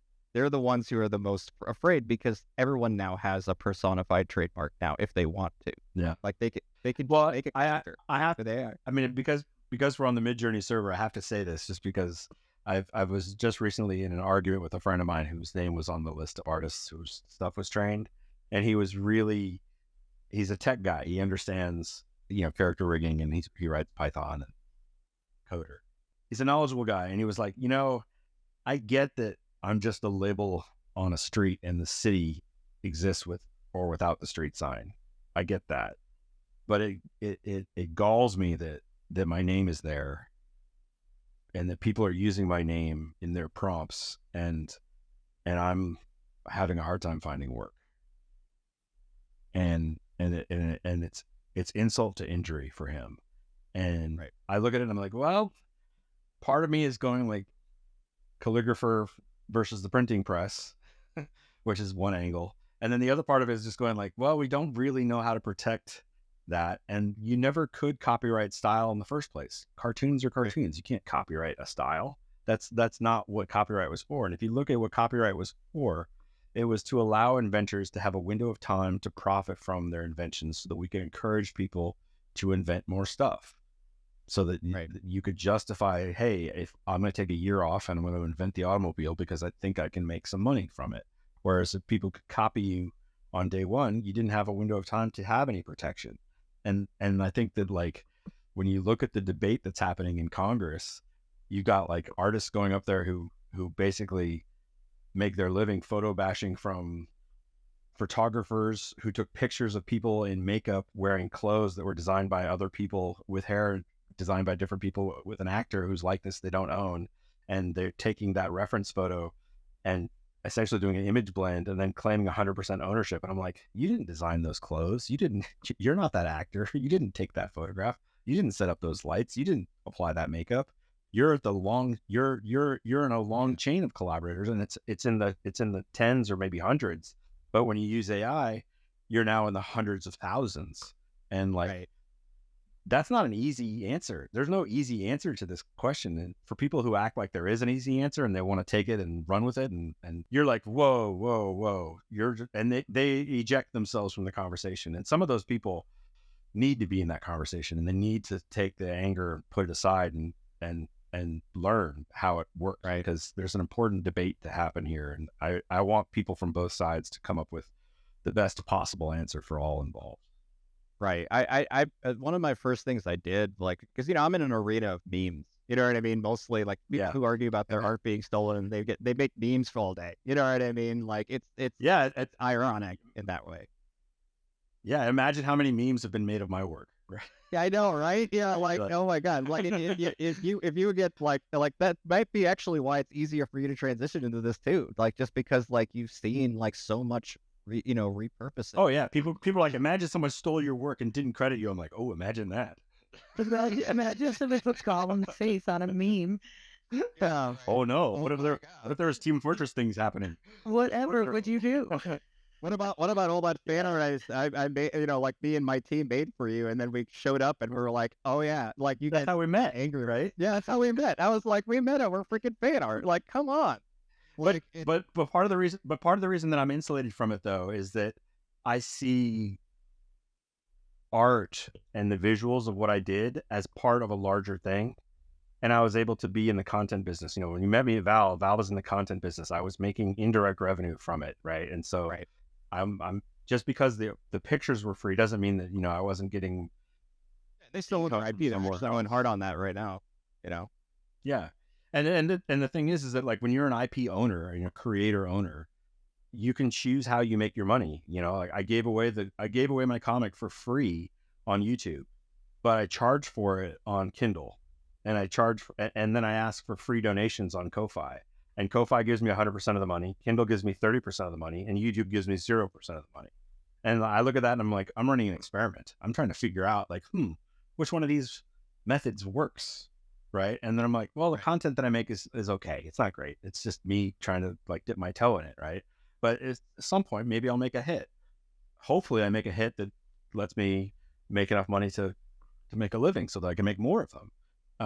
And that's the goat path through the mountains that I want to carve for people. And that's why I wanted to come on here and talk to you guys today. And that's why I post about it on social media, is because I'm trying to like make a new way for creator owners to make a living doing the thing that I love. And I don't want to watch Spider-Man 19. I don't want to I watch, don't. the stories of the past. I want to watch I the really. stories of our time. And I will say we're a silence generation. right. And I'll just say this though, like if there's one big change that's happened outside of just me making art more often, is one, I'm taking a lot more time for what I post. Like it's just I have a million options, so I'm gonna keep using those options. I'm gonna keep cycling Yeah. ideas. Yeah, you have the scissors. You're thinking about editorial talent. What is the thing that I want to say right here? Right, Which, right, and which is great. yeah, and I guess the and when it comes to just overall though, I'm just so happy that you came on here and talked to us today. This is so cool, Yeah, yeah. and I do wanna give Kinky a chance here to come in and ask any questions here as we start rounding out towards the end, because I think we're gonna close Yeah. on out here at 7 Eastern here. But is there anything else, Kinky, from the chat? I think Shagalwar was asking about what type of music that you like. If any of my friends are listening, they all hit their heads simultaneously. I have the world's most terrible music taste. I use music. They were saying they bet it's funny. Cringy 2000 Limp Bizkit. Let's go. Cringy 2000 Limp Bizkit. Yeah. So I come from a musical family. My aunt won 13 Grammys when I was like a teenager, and she plays like rhythm and blues, and she's in the Rock and Roll Hall of Fame. And my grandfather was a Broadway music star and sang like he's the leading man in Oklahoma and Man of La Mancha and Annie Get Your Gun and stuff. And so my whole family is like super music showbiz, and they all sing and scream and yell at each other all the time. And so my music taste, as a kid, I grew up thinking like I want to be the guy who's like, you know, the the producer in the back who's helping guide the album, or the engineer Right. behind the scenes. I don't really want to be on stage. And so my relationship to music is very much like how it's made and the texture and the sounds. I like doing the musical direction for various projects. Like I helped Mike Moraski do the music direction for Team Fortress 2, and like I really like to use music as a color, just like I would use a paintbrush when I'm working. And then the other thing, personally, when I listen to music is I use it as a mnemonic device, because most of the time I'm using software that's in progress and it crashes all the time. And so I have to redo what I'm doing from scratch. And so I'll listen to music over and over again because I'm memorizing what I did at what stage. And then when the software crashes and I have to rebuild it from scratch, I'll hit back on my music playlist and I'll replay it, and I can recall pretty accurately everything I was doing in every step. And so I'll listen to like music as a mnemonic device. And then if I want to like architect a party or something and make sure I get everybody dancing, I'll do different things. But I use music. I don't necessarily appreciate music the way that other people do, which means that if you go on a road trip with me, sometimes it's just hellish because I'm skipping through music like crazy fast. For me, it's almost dark what's on repeat. You ever listen to Negative Land? Oh yeah. Oh yeah. Like, Oh yeah. I love that's Megan's line. the letter U and the number 2. Yeah. Yeah. What am I listening to right now? Here, I'll give you guys a song just so you can, like, what is the song I listen to on repeat over and over again right now? Shigawara has been gushing about you, by the way, and he really wants it to be known that like he is a huge fan. I've been, but please don't leave back at some point because like Yeah. I absolutely, you have no idea how you're gonna have to go through the chat and read all this. I started to try to make like a little collage of the fun things people were saying to you. Is that in the VText chat or Yeah. Okay, here's the song I'm listening to the most right now. Where should I post it? In VC text? You can even just Yeah. play it if you want, but yeah, you're welcome to just post it in Yeah. text. Yeah, I listen to this a lot. This is like I'm like resisting going into Photoshop and just starting to draw. I'm like, time to draw. Right. It's just it's that tantalizing minimalism. I listen to a lot of Philip Glass by So I would love to do a show where we're all actually drawing by hand and discussing this. You know what I mean? Yeah. And having this same conversation about like AI and how artists can use it, because we all do handmade art. So I did want to say, by the way, yeah. hey, just a real quick interruption on Kiki here. I did want to say that one of the guys from the Team Fortress server that was featured in the cartoon show is now the first Saxton Hale, by the way. That's awesome. I love that. That game is so great.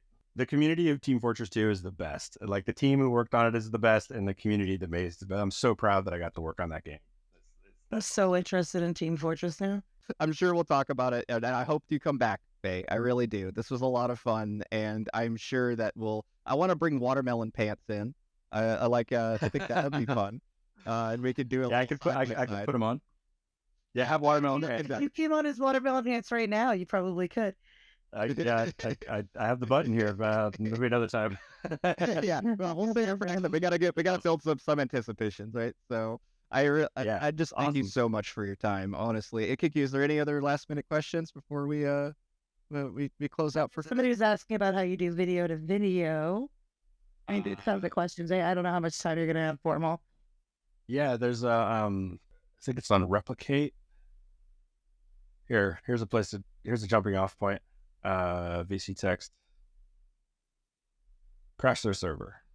That's video to video. You can also use Gen 1 on Gen 1 for Runway. Right. Is a good one.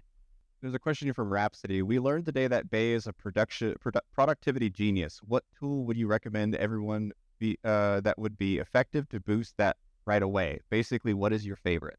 My favorite tool? Give me a domain.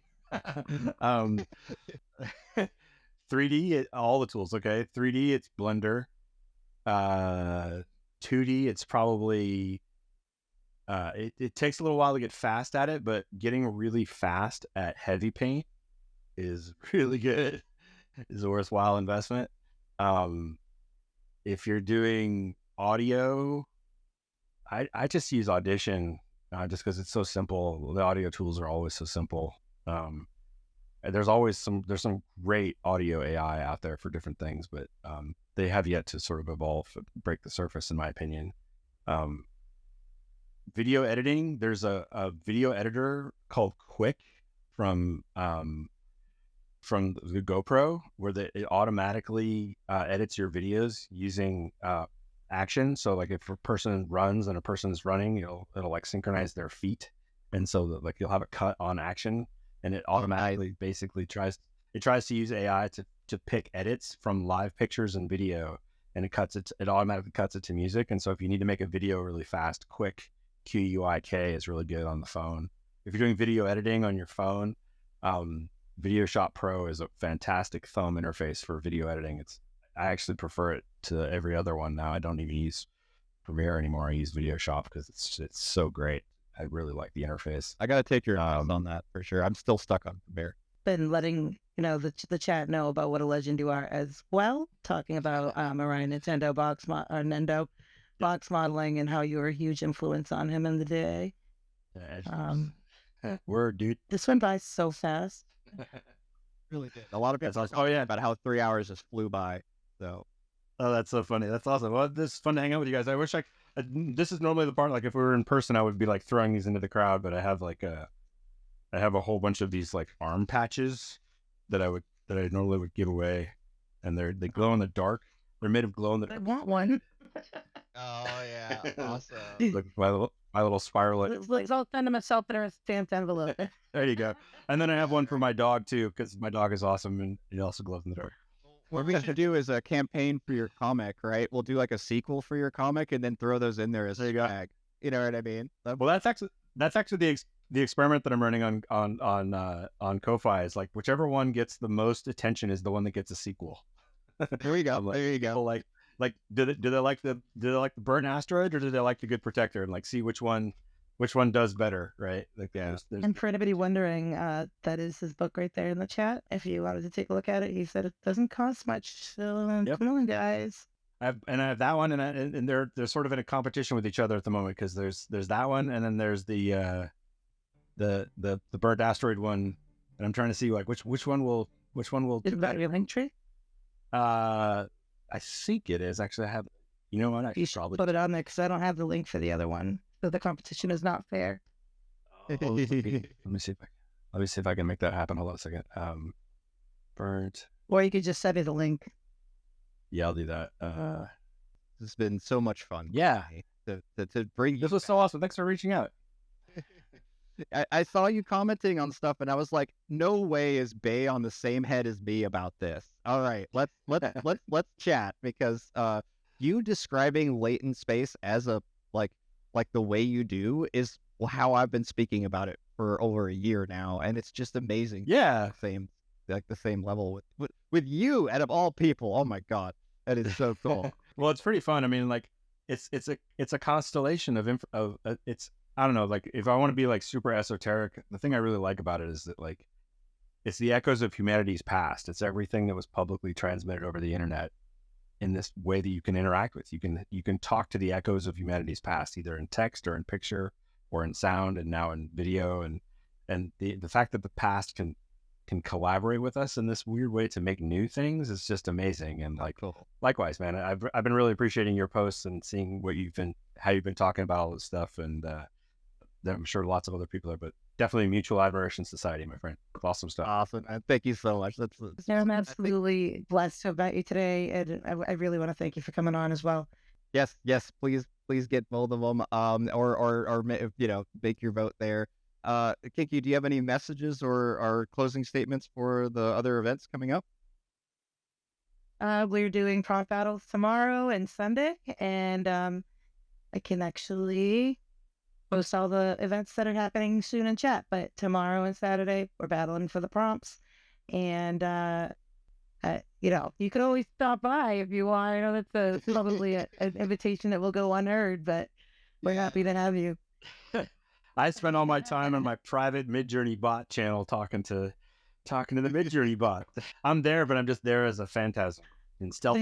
They're in spirit, right? I get it. And we'll talk, and hopefully come back and we'll talk about like family and everything else too, because my wife's reaction as a full-time animator to AI has been very interesting to kind of dig into. I would love to have a group of people who are pro and a con who all agree to be civil and have a discussion about it. I think it would be fantastic. I'm a fan.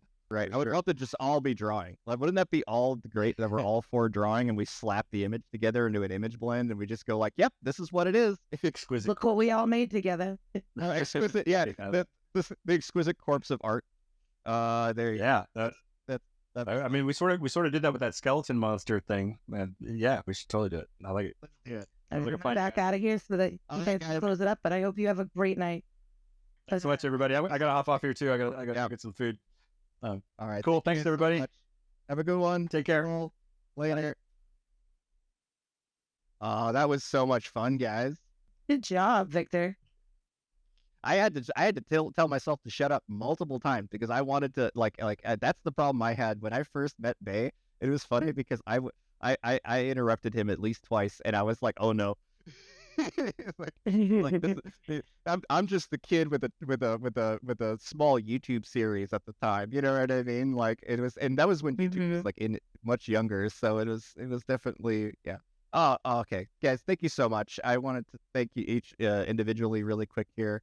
Legal Beagle, Kinky, Princess, Sugarwire, Rez, Human, Rhapsody. You guys, and Fungalmancer, of course. I just really need to put an emphasis on you guys here, just because I know that the people who are Lucy, the Weaver, quickest and to Nicole. respond. Yeah, and Nicole, yeah, of course, and like And Neber, Lucy. yeah. Well, Lizzie, I know that you've been going hard also at VC Create and stuff too. So like, I want more time in VC Create next time. But we had so many questions. We had so many things that we were going through. I'll remind Bay to go through VC Create at his own time, and I'm sure that he's gonna have his own fun with it too. So, especially since there's all these his comic character there. Who knows? I mean, he said he's taken fan art and worked with it before, so maybe some of the stuff in VC Create ends up in the second Asteroid Cafe comic. Who knows? It'll be cool to see. All right, All guys. right. Bye, guys. Bye. Later.